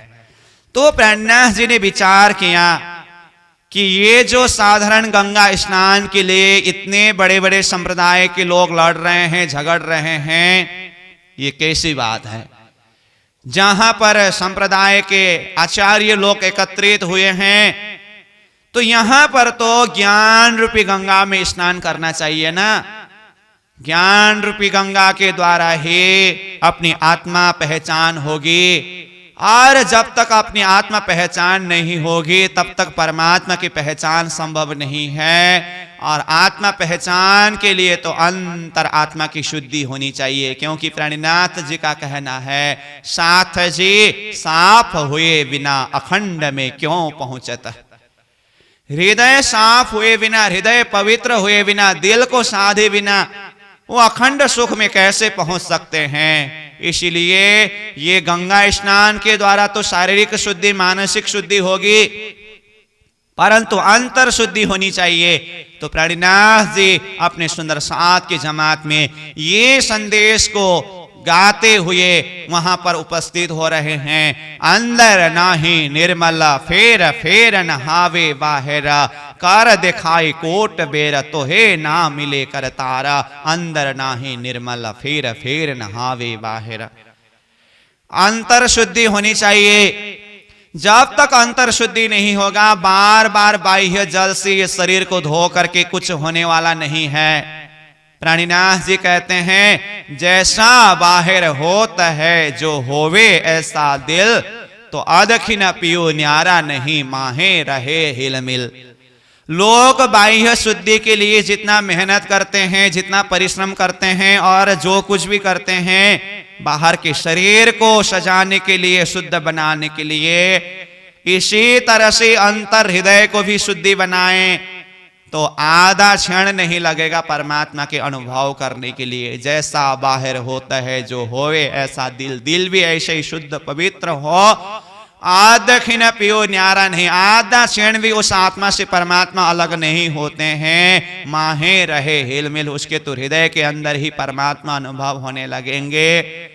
परंतु हम वो दिल की साधना नहीं करते हैं ना, इसलिए परमात्मा हमारे नजर के समक्ष में नहीं आते हैं। तो इसलिए हम कहते हैं परमात्मा हमसे दूर है, परमात्मा हमसे दूर है। नहीं, तू आपे न्यारी होत है, पियू नहीं तुझसे दूर, पर्दा तू ही करत है, अंतर न आड़े नूर। हम स्वयं परमात्मा के समक्ष में पर्दा डाल देते हैं, इसलिए हम परमात्मा को देख नहीं सकते हैं। परमात्मा तो हमारे करीब में है। उस भाव से, उस श्रद्धा के द्वारा परमात्मा को हम भजें, चिंतन करें और दिल को शुद्ध करें तो परमात्मा तत्क्षण अनुभव होंगे। परंतु उसके लिए दिल की साधना होनी चाहिए। तो प्राणीनाथ जी ने कहा तो लो ना पियो पाइए, जो लो ना साधे दिल। जब तक दिल की साधना नहीं होगी तब तक परमात्मा को प्राप्त नहीं कर सकते। इस तरह से अंतर शुद्धि के लिए प्राणीनाथ जी संदेश देते हुए उन जमातों के समक्ष में पहुंचे। फिर वो अंतर शुद्धि के लिए अपनी आत्म पहचान के विषय में कहते हैं पहले आप पहचानो रे साधु, पहले आप पहचानो, बिन आप चिन्हे पार ब्रह्म को कौन कहे मैं जानो। पहले अपने आप को पहचान करना होगा। अपने आप को पहचान किए बिना परमात्मा को पहचान नहीं कर सकते हैं, जान नहीं सकते हैं। तो अपने आप को जानने के लिए तो ज्ञान दृष्टि को खोलना होगा, अंतर्दृष्टि को खोलना होगा। ज्ञान की दृष्टि से ही हम अपने आप को जान सकते हैं, पहचान कर सकते हैं। इसीलिए हे संतों, महंतों, आचार्यों, इतने बड़े बड़े धर्म संप्रदाय के आचार्य, संत, मनीषी यहाँ उपस्थित हो रहे हैं। आप लोग यह साधारण गंगा स्नान के लिए क्यों इस तरह से लड़ रहे हैं, झगड़ रहे हैं? बातुनी गंगा का स्नान करें, ज्ञान गंगा का स्नान करें। इस तरह से जब प्राणीनाथ जी कहने लगे तो सभी संप्रदाय के लोग आकर के प्राणीनाथ जी से कहने लगे कि आप इस तरह से बातें तो कर रहे हैं, परंतु पहले आप अपना संप्रदाय का परिचय दीजिए। हमारा तो पुरातन संप्रदाय है, परंतु आपका ये वेशभूषा, झंडा, सारी बातें सुनते हुए, देखते हुए आपका ये नया संप्रदाय लग रहा है। इसीलिए पहले आप अपना संप्रदाय का परिचय दीजिए। आपका संप्रदाय क्या है, आपका मान्यता क्या है? जब इस तरह से सभी लोग आकर के प्राणीनाथ जी को संप्रदाय का परिचय दो करके कहने लगे, तब प्राणीनाथ जी ने विचार किया, ये लोग संप्रदाय का परिचय किस भाव से, किस हिसाब से मांग रहे हैं? क्योंकि सदगुरु महाराज के द्वारा स्थापित यह तारतम्य सिद्धांत सदगुरु महाराज ने 34 वर्ष तक यह धर्म का प्रचार किया। कभी भी सदगुरु महाराज ने इस सिद्धांत के सांप्रदायिक नाम के द्वारा प्रचार नहीं किया। और महमती प्राणीनाथ जी ने जामनगर से लेकर के धर्म प्रचार करते हुए देश विदेशों में जहां कहीं भी जाकर के धर्म प्रचार किया। और अभी यहाँ हरिद्वार के भूमि तक आने तक में कभी भी प्राणीनाथ जी ने ये सांप्रदायिक परिचय के हिसाब से ये सिद्धांत का परिचय नहीं दिया। क्योंकि ये दर्शन, ये सिद्धांत, ये तारतम्य ज्ञान का प्रकाश तो संसार के सारे संप्रदायवाद की ये द्वंद्व को, झगड़ा को मिटा करके सबको एक पूर्ण ब्रह्म परमात्मा की पहचान देने वाला सिद्धांत है। महमती प्राणीनाथ जी का इस धरती में आने का कारण ही क्या है? स्वयं वाणी में कहते हैं, साहेब आए इन जिमी कारज करने तीन, सो सबको झगड़ा मेट के या दुनिया या दीन। परमात्मा स्वरूप ये धरती में सदगुरु स्वरूप में, प्राणीनाथ जी स्वरूप में पधारने का कारण 3 कार्य को सिद्ध करने के लिए आए। वो क्या क्या है? दुनिया के बीच में 2 प्रकार का झगड़ा और धर्म के बीच में एक झगड़ा था। दुनिया के बीच की झगड़ा क्या है? एक तो जातिवाद का झगड़ा, उच्च जाति और नीचे जाति, इस तरह से जातीय भेदभाव प्राणीनाथ जी के समय में था। तो प्राणीनाथ जी ने शारीरिक दृष्टि से आत्मा दृष्टि को जागृत करने का आह्वान करते हुए, अंतर आत्मा की पहचान दिलाते हुए, वो आत्मा सब परमात्मा के अंग स्वरूप है, परमात्मा की ही चेतना है। इसीलिए जात एक खसम के और न कोई जात, एक खसम एक दुनिया, उड़ गई दूजी बात। इस तरह से ये जो जातीय भेद से चेतना को ऊपर उठाया, ये सामाजिक झगड़ा था। ये सामाजिक झगड़ा को मिटाने का प्रयास किया। फिर दूसरा झगड़ा था राजनीतिक झगड़ा। अलग अलग राज्य का जो राजा अपने अपने प्रांत में अपनी अपनी जो पावर दिखाने के लिए एक आपस में लड़ रहे थे, झगड़ रहे थे। तो उस समय में महमती प्राणीनाथ जी ने सारे राजाओं को, सभी को एक होकर के धर्म रक्षा के लिए आगे आने का संदेश देते हुए आगे बढ़ चले। तो ये जो राजनीतिक झगड़ा था, इसको भी मिटाने के लिए प्राणीनाथ जी ने अपना संदेश दिया। फिर दीन यानी कि धर्म के बीच में, धर्म के अंदर भिन्न भिन्न संप्रदाय में बिखेर करके, वैसे हिंदू और मुस्लिम ये 2 धर्म का द्वंद्व तो है ही, उसमें भी हिंदू धर्म के अंदर भी अलग अलग संप्रदाय में विभक्त होकर के संप्रदाय के नाम पर लोग लड़ रहे थे, झगड़ रहे थे। तो महमती प्राणीनाथ जी ये धर्म संप्रदाय के अंदर जो भी लड़ाई है, झगड़ा है, ये अनेक ईश्वर की जो उपासना है, एक पूर्ण ब्रह्म परमात्मा की पहचान सबको दिला करके ये संप्रदायवाद की झगड़ा को मिटाने के लिए ही परमात्मा स्वरूप प्राणीनाथ जी के स्वरूप में पधारे हैं। इसीलिए यह तो विश्व को प्रकाशित करने वाला तारतम्य का प्रकाश है। निज नाम सोई जाहिर हुआ जाकी सब दूनी राह देखता मुक्त देशी ब्रह्मांड को आए ब्रह्म आत्म सत्ता। सारे जगत की चेतनाओं को अखंड मोक्ष प्रदान करने के लिए ये तारतम दर्शन ब्रह्म सृष्टियों के द्वारा जाहिर हुआ है। इसलिए इसको एक संप्रदाय के अंदर सीमित रखना ये प्राणीनाथ जी का ध्येय नहीं था। इसीलिए उन्होंने ये सांप्रदाय के हिसाब से ये सिद्धांत का परिचय कभी दिया ही नहीं। परंतु जैसे ही प्राणीनाथ जी हरिद्वार पहुंचे, वहां भिन्न भिन्न संप्रदाय के लोग आकर के जब पूछने लगा आपका संप्रदाय का परिचय दीजिए, तब प्राणीनाथ जी ने सोचा किस हिसाब से संप्रदाय का परिचय मांग रहे हैं। तो पहले तो इन सब का सुनना होगा, तब जाकर के फिर मेरा अपना परिचय देना होगा। क्योंकि विवेकवान व्यक्तित्व जो होते हैं ना, वो साफ की बात सुनने के बाद ही अपनी विचार को, अपनी बात को व्यक्त करते हैं। साधारण लोग जो होते हैं वो तो किसी की बात सुन ही नहीं सकता है, बस अपनी ही बात बड़बड़ करता रहता है। परंतु जो विवेकवान व्यक्तित्व जो होते हैं वो साफ की बात सुनने के बाद ही अपनी बात को प्रस्तुत करते हैं। तो प्राणीनाथ जी ने विचार किया, यहाँ उपस्थित जितने भी संप्रदाय के आचार्य संत मनीषी हैं, इन सब से पहले अपना अपना संप्रदाय का परिचय मांगूंगा, फिर अंतिम में जाकर के मैं अपना जो मान्यता है, अपना जो दर्शन है, सिद्धांत है, इन सब के बीच में प्रकट करके समझाऊंगा। ये विचार करके प्राणीनाथ जी ने सबको कहा, तब कहे बचन श्री राज ने तुम प्राचीन पुरातन सो कहो हमें समझाए के अपनो इष्ट जो धर्म। हे आचार्यों संतों, जब आप लोग ही कह रहे हैं मेरा तो ये नया सिद्धांत, नया संप्रदाय, नया मार्ग करके, इसका मतलब आप लोग तो पुरातन प्राचीन मत वाले हैं।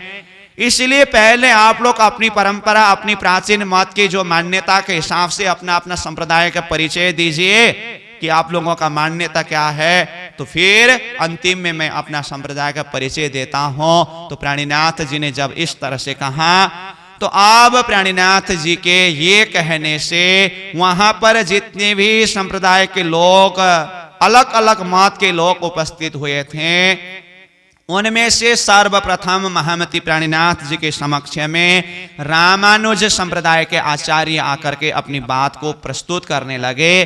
तो यहाँ कहा, तब बोले रामानुज सब शास्त्र वेद मत इष्ट कहो अगोचर पंथ सही देखो अपनी दृष्ट। रामानुज संप्रदाय के आचार्य जो वहां उपस्थित हुए थे वो प्राणीनाथ जी के समक्ष में उपस्थित होकर के कहने लगे कि अब हमारा जो संप्रदाय का मान्यता है ये हम बताने जा रहे हैं, आप इसको ध्यान से श्रवण करिए जो हमारा मान्यता है। इस तरह से कहने लगे। तो अब वो अपने संप्रदाय का, अपनी मान्यता का परिचय देते हुए कहते हैं, संप्रदाय का नाम है रामानुज संप्रदाय, और संप्रदाय में जो माला है वो नाम की माला को जाप करते हैं और अनंत व्यापक ब्रह्म को शाखा रूप में मानते हैं, और शुक्ल हमारा वर्ण है, और वेद और मुक्ति में हम साम वेद को अपना वेद के रूप में मानते हैं, और 4 प्रकार की मुक्ति में से सामीप्य मुक्ति हमारा मुक्ति है।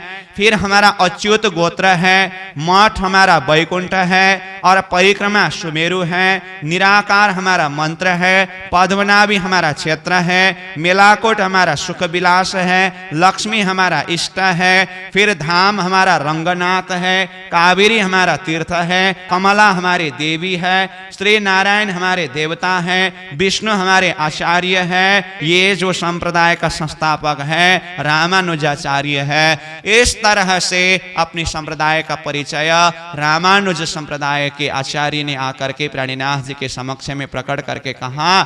तो अब ये सारी मान्यता सुनने के बाद प्राणीनाथ जी ने एक प्रश्न पूछा। तो कहते हैं, सोना पद्धति श्री राज ने किए प्रश्न जो यहाँ कहो पंथ अगाध जो तुम धन्य रामानुजते। हे रामानुज संप्रदाय के आचार्य, आपने अपना जो अगोचर पंथ, अपना सिद्धांत का परिचय दिया, आप लोग धन्य है। परंतु एक प्रश्न है, जाग माहे की कही तुम कहे वेद जगत को नाश, पिंड ब्रह्मांड दो प्रलय में तब कहाँ जीव को बासा। आपने अपना संप्रदाय का परिचय देते हुए जो कुछ भी बातें बताएं ये सारा का सारा तो जगत के अंदर की ही बात है। और वेद शास्त्र कहते हैं यह जगत नाशवंत है करके। तो जिस समय में ये सारा जगत ही प्रकृति ही नाश होकर के जाएगा उस समय में जीव का मुक्ति का स्थान कहाँ है, इस विषय में खुलस्त रूप से समझाइए करके कहा। तो रामानुज संप्रदाय के आचार्य जी मौन हो गए, वहां से वो अलग हो जाते हैं। उसके बाद अब दूसरा संप्रदाय का आचार्य आए, निमानुज संप्रदाय के आचार्य। वैसे रामानुज संप्रदाय का जो मान्यता है ना, विशिष्ट द्वैतवाद सिद्धांत वाले हैं ये। और जो निमानुज संप्रदाय के आचार्य वहां पर उपस्थित हुए, द्वैताद्वैतवाद ये निमार्ग संप्रदाय का मान्यता है। तो यहाँ कहते हैं तब बोले निमानुज वेद इष्ट जप धाम, अपनी संप्रदाय सब कहो मूल ग्रहो विश्राम। अब निमार्ग संप्रदाय के आचार्य आकर के अपने सारा संप्रदाय का परिचय देने लगे। तो यहाँ कहते हैं निमार्ग संप्रदाय में हरिनाम का माला जाप करते हैं और यजुर्वेद को वेद मानते हैं और सारूप्य मुक्ति को अपना मुक्ति मानते हैं, प्रणव ओमकार गोपाल को मंत्र मानते हैं और गोकुल हमारा क्षेत्र है करके कहा, फिर वृंदावन हमारा सुख विलास है करके कहा, फिर हमारा इष्ट रुक्मिणी है, द्वारिका हमारा धाम है, फिर गोमती हमारा तीर्थ है, देवी हमारा वृंदा है, देवता गरुड़ है, आचार्य हमारा नारद जी है और मथुरा हमारा शाखा है,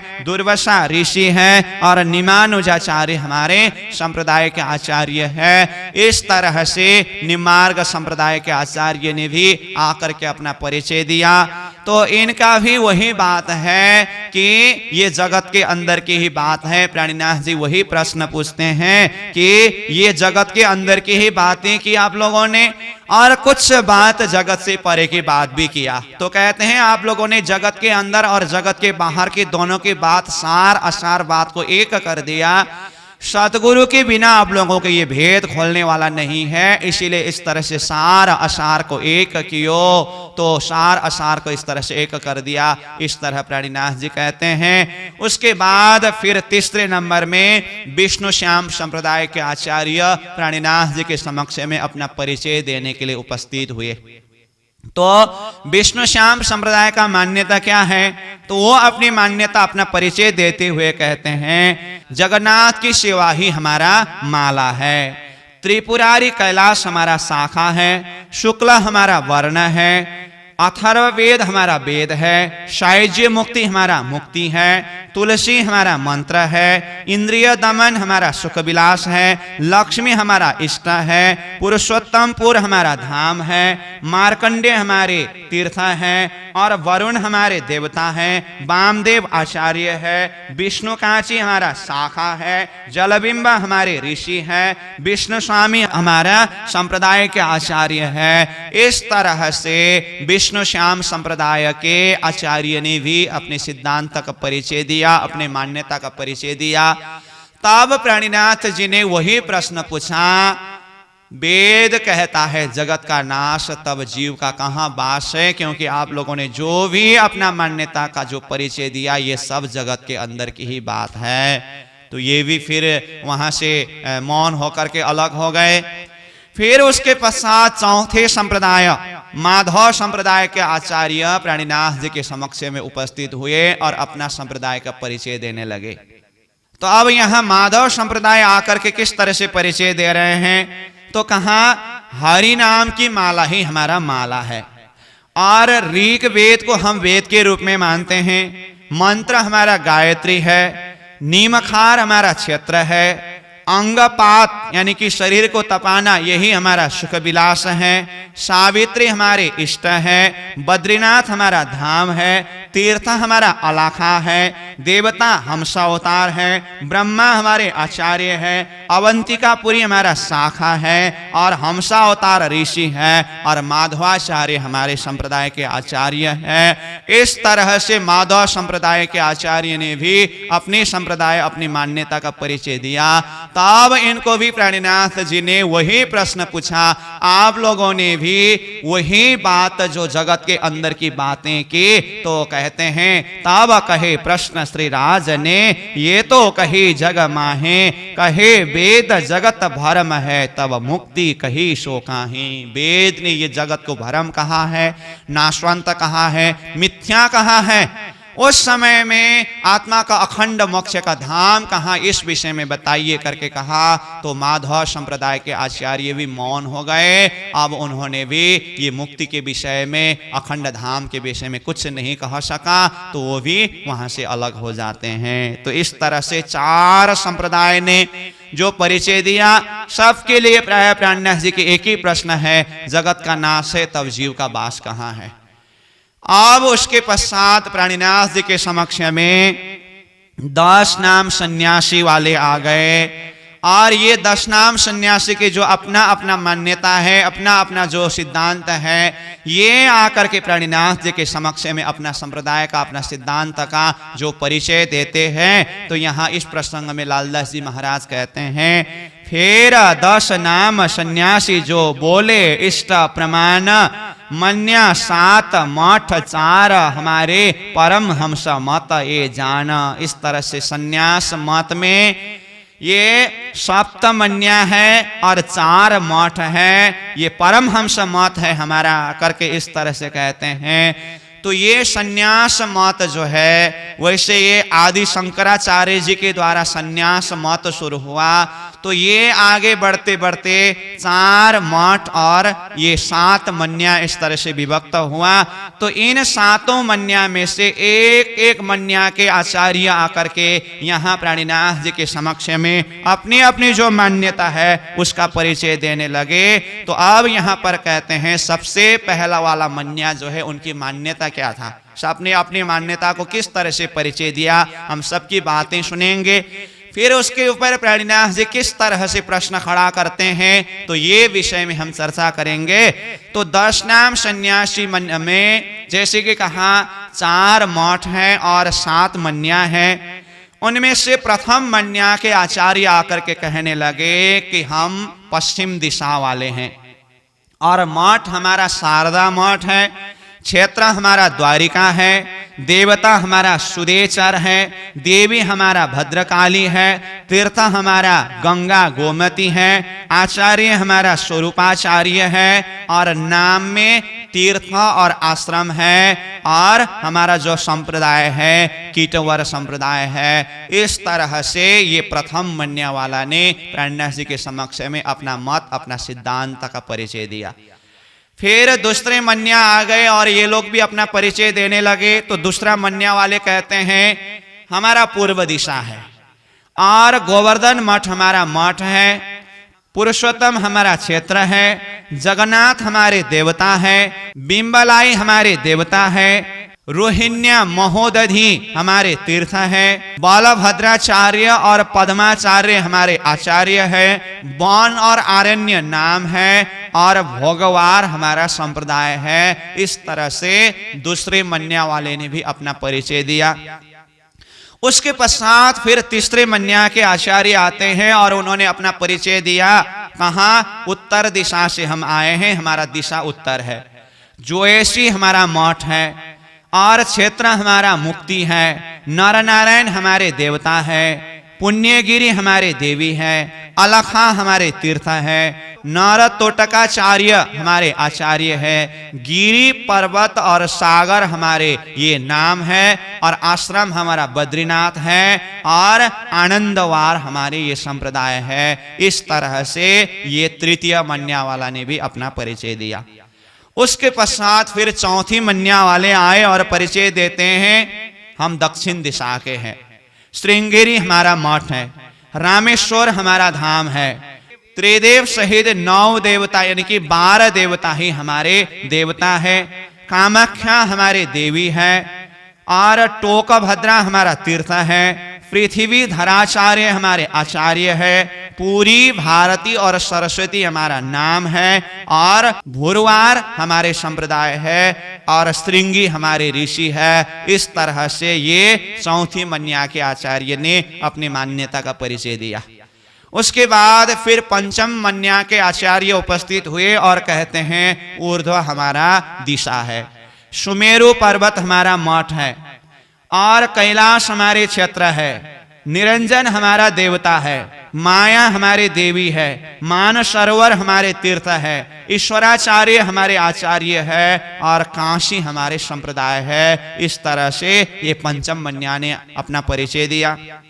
फिर उसके बाद छठी मन्या आए, तो छठी मन्या वाले कहते हैं परात्मा हमारे मठ है, और नाभि हमारा क्षेत्र है, परमहंस हमारे देवता हैं, मनसा हमारे देवी है, त्रिकुटी हमारे तीर्थ है, चैतन्य व्यापी आचार्य है, और सत संतुष्टि हमारे संप्रदाय है। इस तरह से छठी मन्या के आचार्य ने परिचय दिया।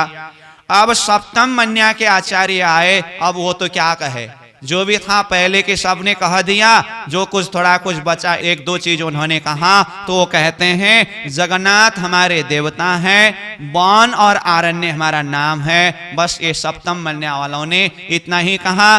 तो इस तरह से सप्तम मन्या, ये 7 मन्या जो संन्यास मत को वाले का है, ये सब की बात महामती प्राणीनाथ जी ने श्रवण किया, और सब के यहाँ अपने अपने जो मंत्र का परिचय भी दिया है, इस विषय में भी यहाँ पर समझाया है। तो सब किसी की बात यही संसार के अंदर की ही बातें हैं, तो उनको तो फिर क्या कहना। जो पहले के इतने बड़े बड़े संप्रदाय के आचार्य कहने वालों को तो प्राणीनाथ जी ने एक ही प्रश्न पूछा, जगत नाश कहाँ है और जीव का अखंड मुक्ति का स्थान कहाँ है, किसी ने जवाब दे नहीं सका।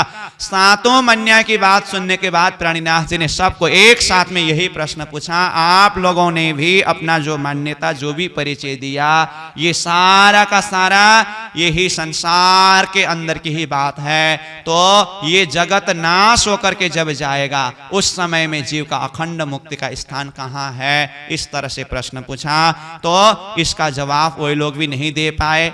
अब यहां पर लालदास जी महाराज ने ये संन्यास मत किस तरह से विस्तार हुआ, इस चीज को स्वयं लालदास जी महाराज यहाँ वितक में खुलासा करके समझाते हैं।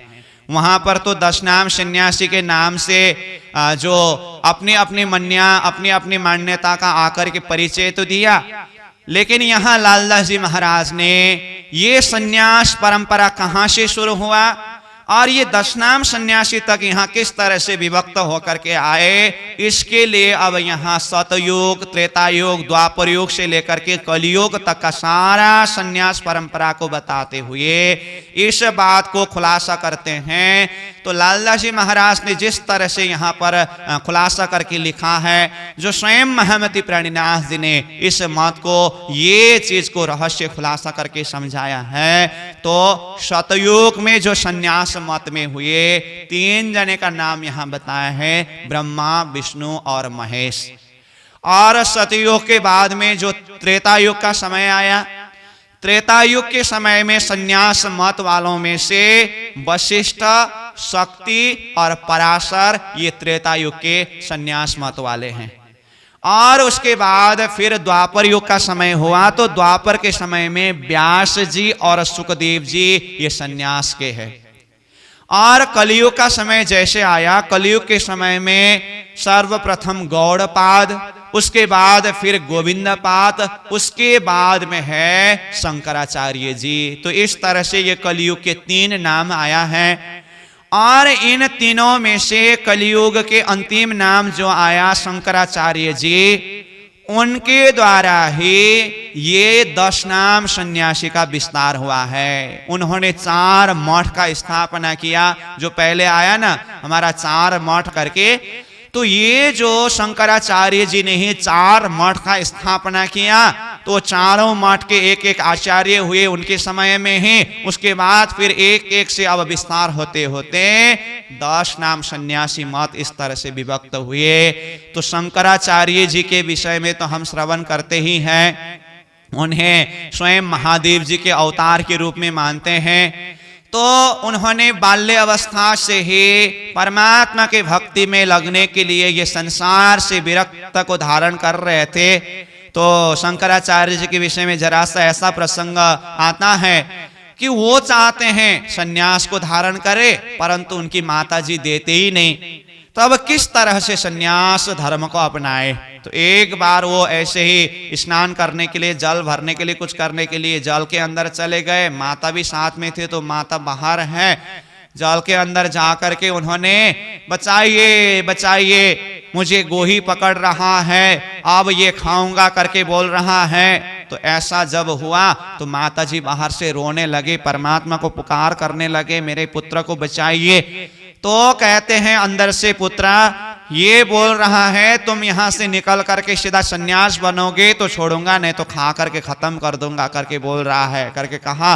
तो माता जी कहते हैं चलो सन्यासी बनो सही, कम से कम जिंदा तो रहने को मिलेगा, देखने को तो मिलेगा, तो सन्यासी बनो।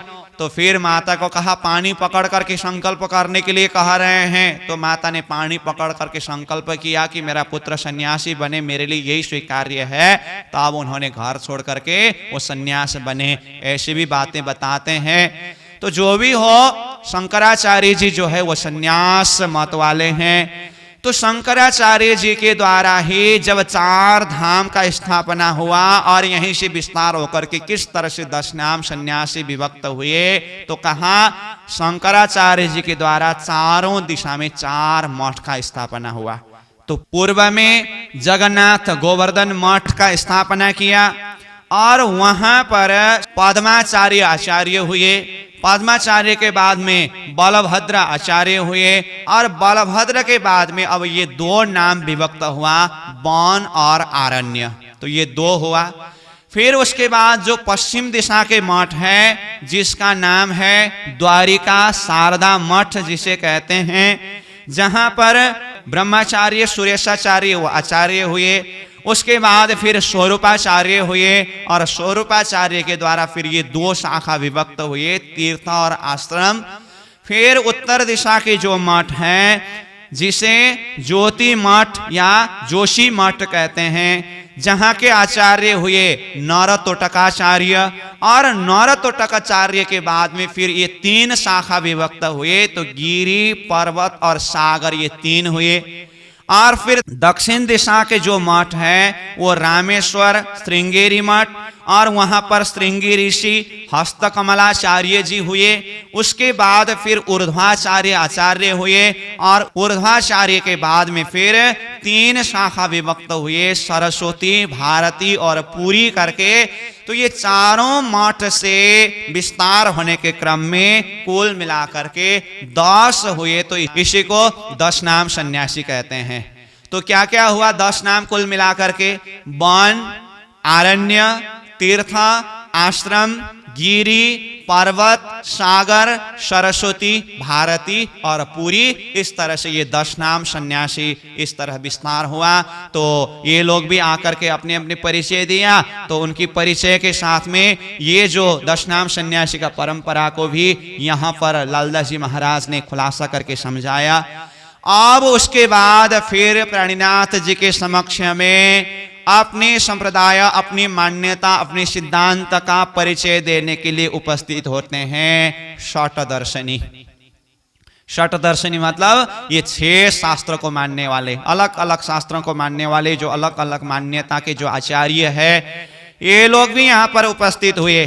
तो यहाँ कहा षटदर्शनी बोले तवै प्राचीन हम मत, सो देखो समझ के भगवत प्राप्त सत।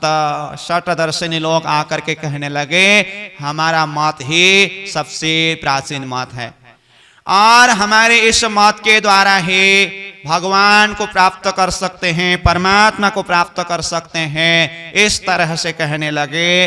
तो यहाँ लालदास जी महाराज अब ये षट दर्शन किस तरह से विस्तार हुआ। षट दर्शन मतलब 6 दर्शन। वैसे तो शास्त्र का मूल तो वेद है, यही वेद के द्वारा ही विस्तार होकर के 6 शास्त्र रचा गया। तो एक एक ऋषि ने एक एक शास्त्र तैयार किया तो षट दर्शन हुआ। तो सबसे पहले ये षट दर्शन क्या है, किस तरह से इसका विस्तार हुआ, इस विषय में खुलासा करके समझाते हैं। तो ये षट दर्शन का मूल है वेद। वेद कहते ही चतुर्मुखी ब्रह्मा जी के चारों मुख से एक एक वेद का गायन हुआ, और ये चारों वेद का अपना अपना एक एक सार महावाक्य है। इन्हीं महावाक्यों के ऊपर चिंतन करके ऋषियों ने एक एक दर्शन का विस्तार किया, तो षट दर्शन हुआ। इसीलिए कहा यहाँ चतुर्मुखी ब्रह्मा सदा चार वेद नित्यान अध्ययन अहिनीश करे पूर्व मुख ऋग जाना। तो इस तरह से चार मुख से ब्रह्मा जी के द्वारा किस किस दिशा के मुख से कौन कौन सा वेद उत्पत्ति हुआ, और एक एक वेद के द्वारा ये षट दर्शन किस तरह से विस्तार हुआ, विस्तृत पूर्वक समझाया है यहाँ। जिसको हम सार रूप में चर्चा करें तो चतुर्मुखी ब्रह्मा जी के चार मुख में से पूर्व दिशा के मुख के द्वारा ऋग वेद का गायन हुआ, और ब्रह्मा जी के पश्चिम दिशा के मुख से साम वेद का गायन हुआ, और दक्षिण दिशा के मुख से यजुर्वेद का गायन हुआ, और उत्तर दिशा के मुख से अथर्व वेद का गायन हुआ। इस तरह से चतुर्मुखी ब्रह्मा जी के चारों मुख से चार वेद का गायन हुआ। अब ये तो हुआ चार वेद। वेद के अंदर तो बहुत सारे मंत्र हैं, बहुत सारे ज्ञान हैं। अब उसको हम सार रूप में चिंतन करें, जिसे वेद का महावाक्य कहते हैं। चारों वेद का एक एक महावाक्य है, तो वही सार है, मंत्रवत रूप में है। तो पूर्व दिशा से जो ऋग वेद का गायन हुआ, ये ऋग वेद का महावाक्य क्या है, प्रज्ञानम आनंदम ब्रह्म। ये प्रज्ञानम आनंदम ब्रह्म ऋग वेद का महावाक्य है। ऐसे ही पश्चिम दिशा के द्वारा जो साम वेद गाया गया, तो साम वेद का महावाक्य है तत्त्वमसि, और दक्षिण मुख के द्वारा जो यजुर्वेद गाया गया, तो ये यजुर्वेद का महावाक्य है अहम ब्रह्मास्मि, और अथर्ववेद जो उत्तर मुख से गाए हैं, अथर्ववेद का महावाक्य है अयम आत्मा ब्रह्म। इस तरह से चारों वेद का एक एक महावाक्य है, इसी को सार रूप में मानते हैं।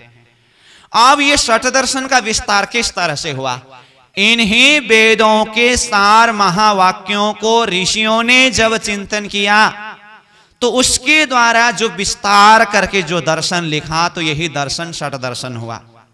तो ऋग वेद का जो प्रज्ञानम आनंदम ब्रह्म ये महावाक्य है, इसको चिंतन करने वाले हुए गौतमीय ऋषि।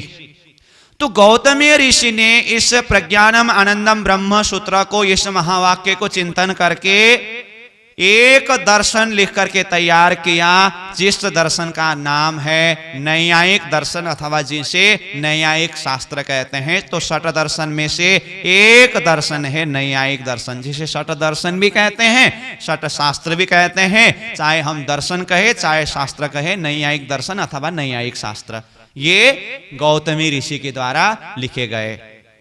और दूसरा जो साम वेद है, साम वेद का तत्त्वमसि महावाक्य है, इसको अलग अलग ऋषियों ने अलग अलग दृष्टिकोण से चिंतन करके अलग अलग ग्रंथों का रचना किया है, जिसमें से यह तत्त्वमसि सूत्र के द्वारा, महावाक्य के द्वारा पातंजलि ऋषि ने योग शास्त्र लिखे, और इसी तत्त्वमसि महावाक्य को कपिल देव जी ने चिंतन करके कपिल देव जी ने सांख्य दर्शन तैयार किया, और कर्ण ने वैशेषिक दर्शन तैयार किया।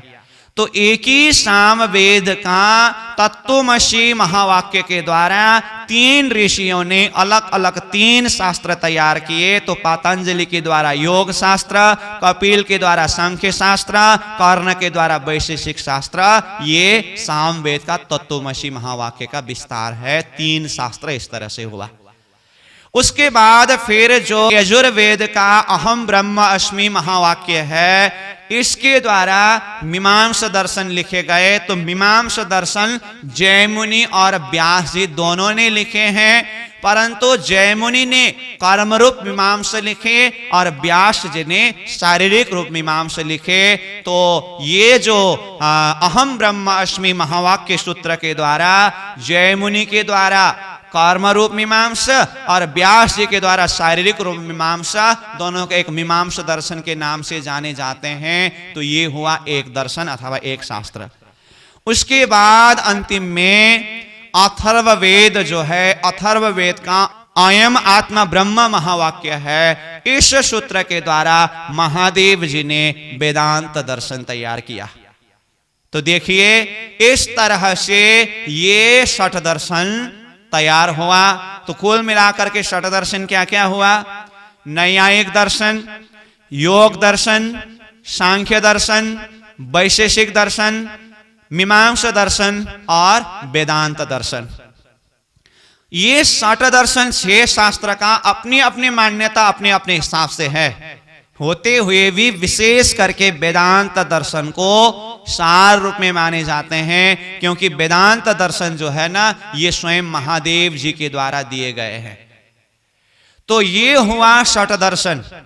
अब यहाँ षट दर्शन का सबका अपना अपना मान्यता है, क्योंकि यहाँ एक एक दर्शन वाले आकर के अपना अपना परिचय देते हैं यहाँ, तो वो तो विस्तार से बात है, परंतु हमें यहाँ सार रूप में समझें तो ये षट दर्शन का अपना अपना मान्यता का सार क्या है, तो इस विषय में भी चिंतन करें। तो गौतमी ऋषि के द्वारा जो नैयायिक दर्शन है, ये नैयायिक दर्शन का मान्यता क्या है? माया, जीव और ईश्वर को अविनाशी मानते हैं, और दुख की 21 श्रेणी पार करें तो मुक्ति प्राप्त हुआ, ये मान्यता है। अब प्राणीनाथ जी कहते हैं जब माया, जीव और ईश्वर तीनों अविनाशी है, तो फिर मुक्ति की बात, मोक्ष की बात ही क्यों करते हो? क्योंकि ये मायावी जगत से मोक्ष प्राप्त करके ईश्वर के पास में पहुंचना चाहते हैं। जब माया ही अविनाशी है तो चाहे जहां कहीं भी जाए, माया से तो अलग नहीं हो सकते, फिर मोक्ष की बात क्या जरूरत है? ये बात होती है। फिर दूसरे नंबर में जो पतंजलि का योग दर्शन है ना, योग दर्शन का मान्यता क्या है? ब्रह्म को ज्योति रूप से मानते हैं ये। और कपिल का जो सांख्य दर्शन है, सांख्य दर्शन में ब्रह्म को प्रकृति पुरुष के रूप से मानते हैं। और कर्ण के जो वैशेषिक दर्शन है, वैशेषिक दर्शन के आधार पर ब्रह्म को काल रूप से मानते हैं। और जो ये मीमांसा दर्शन है, मीमांसा दर्शन में ब्रह्म को कर्म रूप से मानते हैं। और वेदांत दर्शन के हिसाब से ब्रह्म को निर्गुण निराकार रूप से मानते हैं। ये सब षट दर्शन का मान्यता हुआ। तो सारी मान्यताओं को प्राणीनाथ जी ने विचार किया, चिंतन किया और देखा, चाहे कर्म रूप में ब्रह्म को माने, चाहे काल रूप में माने, चाहे प्रकृति पुरुष के रूप में माने, चाहे निराकार निरंजन में माने, ये जो कुछ भी है ना, ये सारा तो जगत के अंदर की बात है। कर्म ये जगत के अंदर की है, काल ये जगत के अंदर की बात है, प्रकृति पुरुष ये जगत के अंदर की बात है, निराकार निरंजन ये जगत के अंदर की बात है। महामती प्राणीनाथ जी तो कहते हैं ना ही निराकार, ना ही शून्य, ना निर्गुण, ना निरंजन, ना ईश्वर, ना मूल प्रकृति, तादिन की कहूं आपा बीती। जब ये निराकार निरंजन ही जिस समय में नहीं था, ये शून्य प्रकृति कुछ नहीं था, जो यहाँ पर आया ना, प्रकृति पुरुष के रूप में ब्रह्म को मानते हैं। परंतु प्राणीनाथ जी का सिद्धांत दर्शन है, ना ईश्वर, ना मूल प्रकृति, तादिन की कहूं आपा बीती। जो प्रकृति और पुरुष जो है ना, जिसको प्राणीनाथ जी ने यहाँ ईश्वर और प्रकृति शब्द के द्वारा कहा, तो ईश्वर मतलब चार पुरुष आदि नारायण, और प्रकृति मतलब उनकी इच्छा शक्ति। तो पुरुष और प्रकृति के द्वारा सृष्टि विस्तार की जो बात आती है, तो आदि नारायण को इच्छा प्रकट हुआ, अपने आप को अकेला देखकर एक होम बहुश्याम, मैं एक हूं अनेक हो जाऊं, ऐसी इच्छा की, तब इच्छा शक्ति पैदा हुई, तो सृष्टि विस्तार हुआ।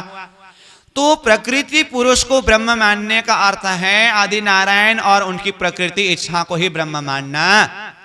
तो आदि नारायण और उनकी प्रकृति भी तो ये स्वप्निक जगत के अंदर है, जो नाशवंत है, जो मिथ्या है। और जो कर्म रूप में ब्रह्म को मानते हैं ना, तो ये कर्म, ये सृष्टि के अंदर जो जीव का कर्म की बात होती है, तो ये फिर कैसे ब्रह्म हो सकते हैं? किसी ने काल को ही ब्रह्म माना, काले तपः काले ज्येष्ठम कालो ब्रह्म समाहितम, इस तरह से काल को ही ब्रह्म रूप से माना। परंतु ये काल जो है, ये भी प्रकृति के अंदर उत्पत्ति हुए हैं। ये काल चक्र जो है ना, अंतिम में जाकर के सारा सृष्टि को समेट करके, सारा सृष्टि को खत्म करके स्वयं भी नाश होकर के जाएगा।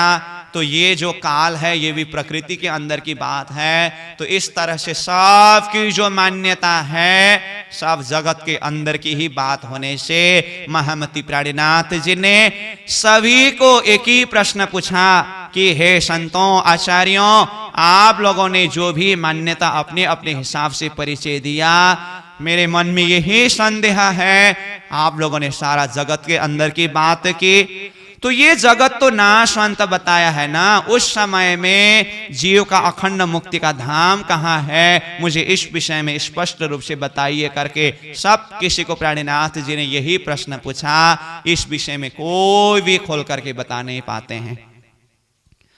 जब मोक्ष के विषय की बात आती है, अखंड धाम के विषय में, ब्रह्म के धाम के विषय में बात आती है ना, इस विषय में कोई भी बता नहीं सकते हैं। तो अब हम यहीं से विचार करके देखें, महामती प्राणीनाथ जी के ये जागनी यात्रा के संदर्भ में जहां कहीं भी प्राणीनाथ जी जिस किसी से भी मिले, बहुत सारी बातें होती हैं, परंतु जब ब्रह्म के धाम के विषय में बात होती है ना, इसका जवाब किसी के द्वारा भी हो नहीं पा रहा है।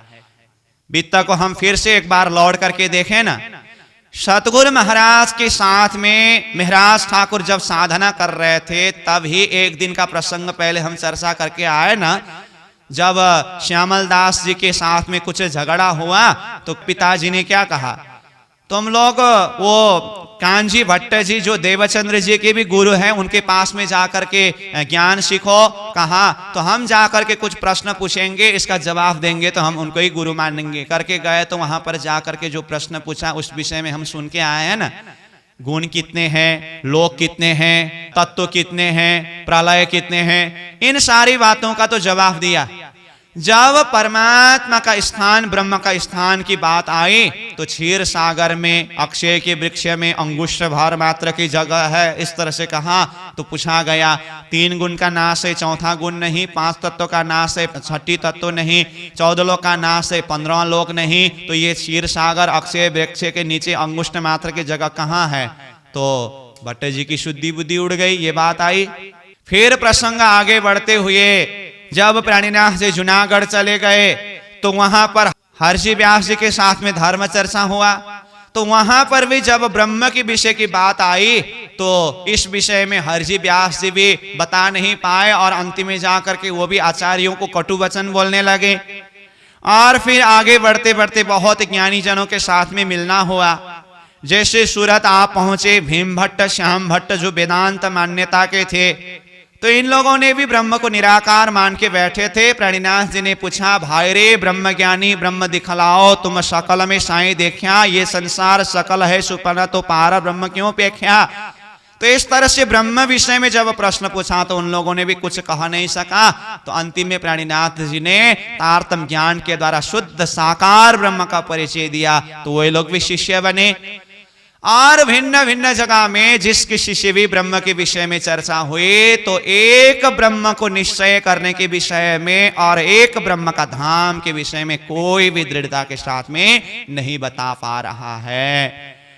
हरिद्वार के भूमि में भी सारे संप्रदाय के आचार्य आकर के अपनी अपनी मान्यता का परिचय तो दे रहे हैं, परंतु प्राणीनाथ जी का प्रश्न एक ही है, ये जगत को नाश बताया है तो उस समय में अखंड मुक्ति का धाम, ब्रह्म का वतन, जीव का अखंड मोक्ष का स्थान कहां पर है, यही प्रश्न सब किसी को पूछ रहे हैं। कोई भी इस विषय में खुल करके जवाब दे नहीं पा रहे हैं। तो सब के सब मौन रह गए। अब सब का परिचय प्राणीनाथ जी ने लेने के पश्चात अब प्राणीनाथ जी विचार करने लगे, ये सब जगत प्रकृति के अंदर की ही है, ब्रह्म के विषय में, मोक्ष के विषय में तो किसी को कुछ पता ही नहीं है। तो इतने में फिर सभी संप्रदाय के आचार्य मिलकर के कहने लगे, अब हमने अपना अपना संप्रदाय का परिचय दिया, अब आप अपना संप्रदाय का परिचय दीजिए। आपके अपने संप्रदाय के लिए किस शास्त्र में कहां किस तरह से लिखा है, एक एक शास्त्र का प्रमाण देते हुए हमें समझाइए। और जो कुछ भी प्रश्न हमारा मन में आएगा हम प्रश्न पूछेंगे, वो प्रश्न का भी जवाब दे करके हमें निसंदेह करिए। इस तरह से सब कोई कहने लगे। तो यहाँ इस बात को लालदास जी महाराज चौपाई के द्वारा कहते हैं, तब सब माता मार्ग ने मिल के कहे श्रीजी सो विख्यात, अपने मत हम सबने कहे अब आप कहो विख्यात। हम सब ने अपना मत, अपना परिचय दिया, अब आप अपना संप्रदाय का परिचय दीजिए। कौन शास्त्र में कहाँ कही है, सो हमें कहो दे शाखा, नए राह है तुम्हारे कहो हमें विधि भाखा। कहाँ किस शास्त्र में किस तरह से लिखे हैं आपके इस संप्रदाय के मान्यता के विषय में, तो हमें एक एक विषय का शास्त्र प्रमाण देते हुए समझाइए, क्योंकि आपका यह नया राह है, नया पद्धति है। किस शास्त्र में किस विधि से किस तरह से लिखे हैं, कहा है, ये शास्त्र के प्रमाण के आधार पर हमें समझाइए। सभी संप्रदाय के आचार्य लोग फिर से अब प्राणीनाथ जी को इस तरह से प्रश्न पूछने लगे। तो अब महमति प्राणीनाथ जी ने सबको शांत चित्त से अहमेव अहंकार को छोड़ करके बिल्कुल एक निर्मल हृदय में रह करके श्रवण करने के लिए आह्वान करते हैं। और मैं एक एक विषय को शास्त्र प्रमाण के आधार पर अपने सिद्धांत का, अपनी मान्यता का परिचय देता हूं। इस तरह से अब महमति प्राणीनाथ जी अपनी सिद्धांत का, अपनी जो मान्यता का परिचय देने लगते हैं। तो प्राणीनाथ जी किस तरह से अपने सिद्धांत का परिचय देंगे, ये प्रसंग हम कल श्रवण करेंगे, जो अत्यंत महत्वपूर्ण प्रसंग है। आज हमने जो 28 संप्रदाय का परिचय के ऊपर जो चिंतन किया, ये तो उनकी मान्यता है, ये भी हमें जानकारी होनी चाहिए। परंतु ये भले ही जानकारी कम भी हो, लेकिन ये जो निजानंद संप्रदाय का पद्धति के नाम से, ब्रह्म सृष्टि के पद्धति के नाम से अब प्राणीनाथ जी सारे संप्रदाय के आचार्यों को जो जवाब देंगे, जिस विषय में हम कल चर्चा करेंगे, तो ये बहुत ही महत्वपूर्ण प्रसंग होगा। तो आज का हमारा समय पूरा हुआ। तो आज का प्रसंग में महमति प्राणीनाथ जी के दिल्ली पधारने के पश्चात कई आत्माएं प्राणीनाथ जी को साथ देने के लिए दिल्ली उपस्थित हो रहे हैं। प्राणीनाथ जी औरंगजेब बादशाह को संदेश देने के लिए तैयारी कर रहे हैं। तो हिंदी भाषा में लिखा हुआ चिट्ठी वो नहीं पढ़ेंगे करके फिर उर्दू भाषा में चिट्ठी लिख करके तैयार किया गया।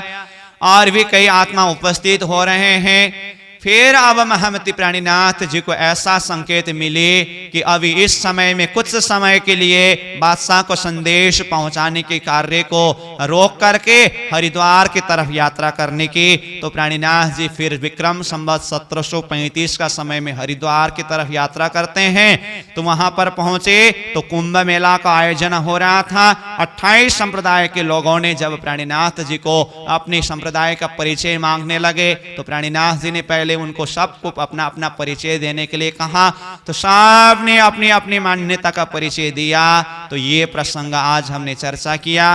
कल का प्रसंग में सतगुरु महाराज के द्वारा स्थापित यह सिद्धांत महमति प्राणीनाथ जी किस तरह से अपने ये सिद्धांत का परिचय देते हैं, ब्रह्म सृष्टि की पद्धति, ये सिद्धांत का परिचय हम कल चर्चा करेंगे। इन्हीं शब्दों के साथ चौपाई को दोहरा करके आज की चर्चा को यहीं पर विश्राम देंगे। बोलो श्री सतगुरु महाराज की जय। श्री प्राणनाथ प्यारे की जय। कौन शास्त्र में कहाँ कही है, कौन शास्त्र में कहाँ कही है, सो हमें कहो दे साख, सो हमें कहो दे साख।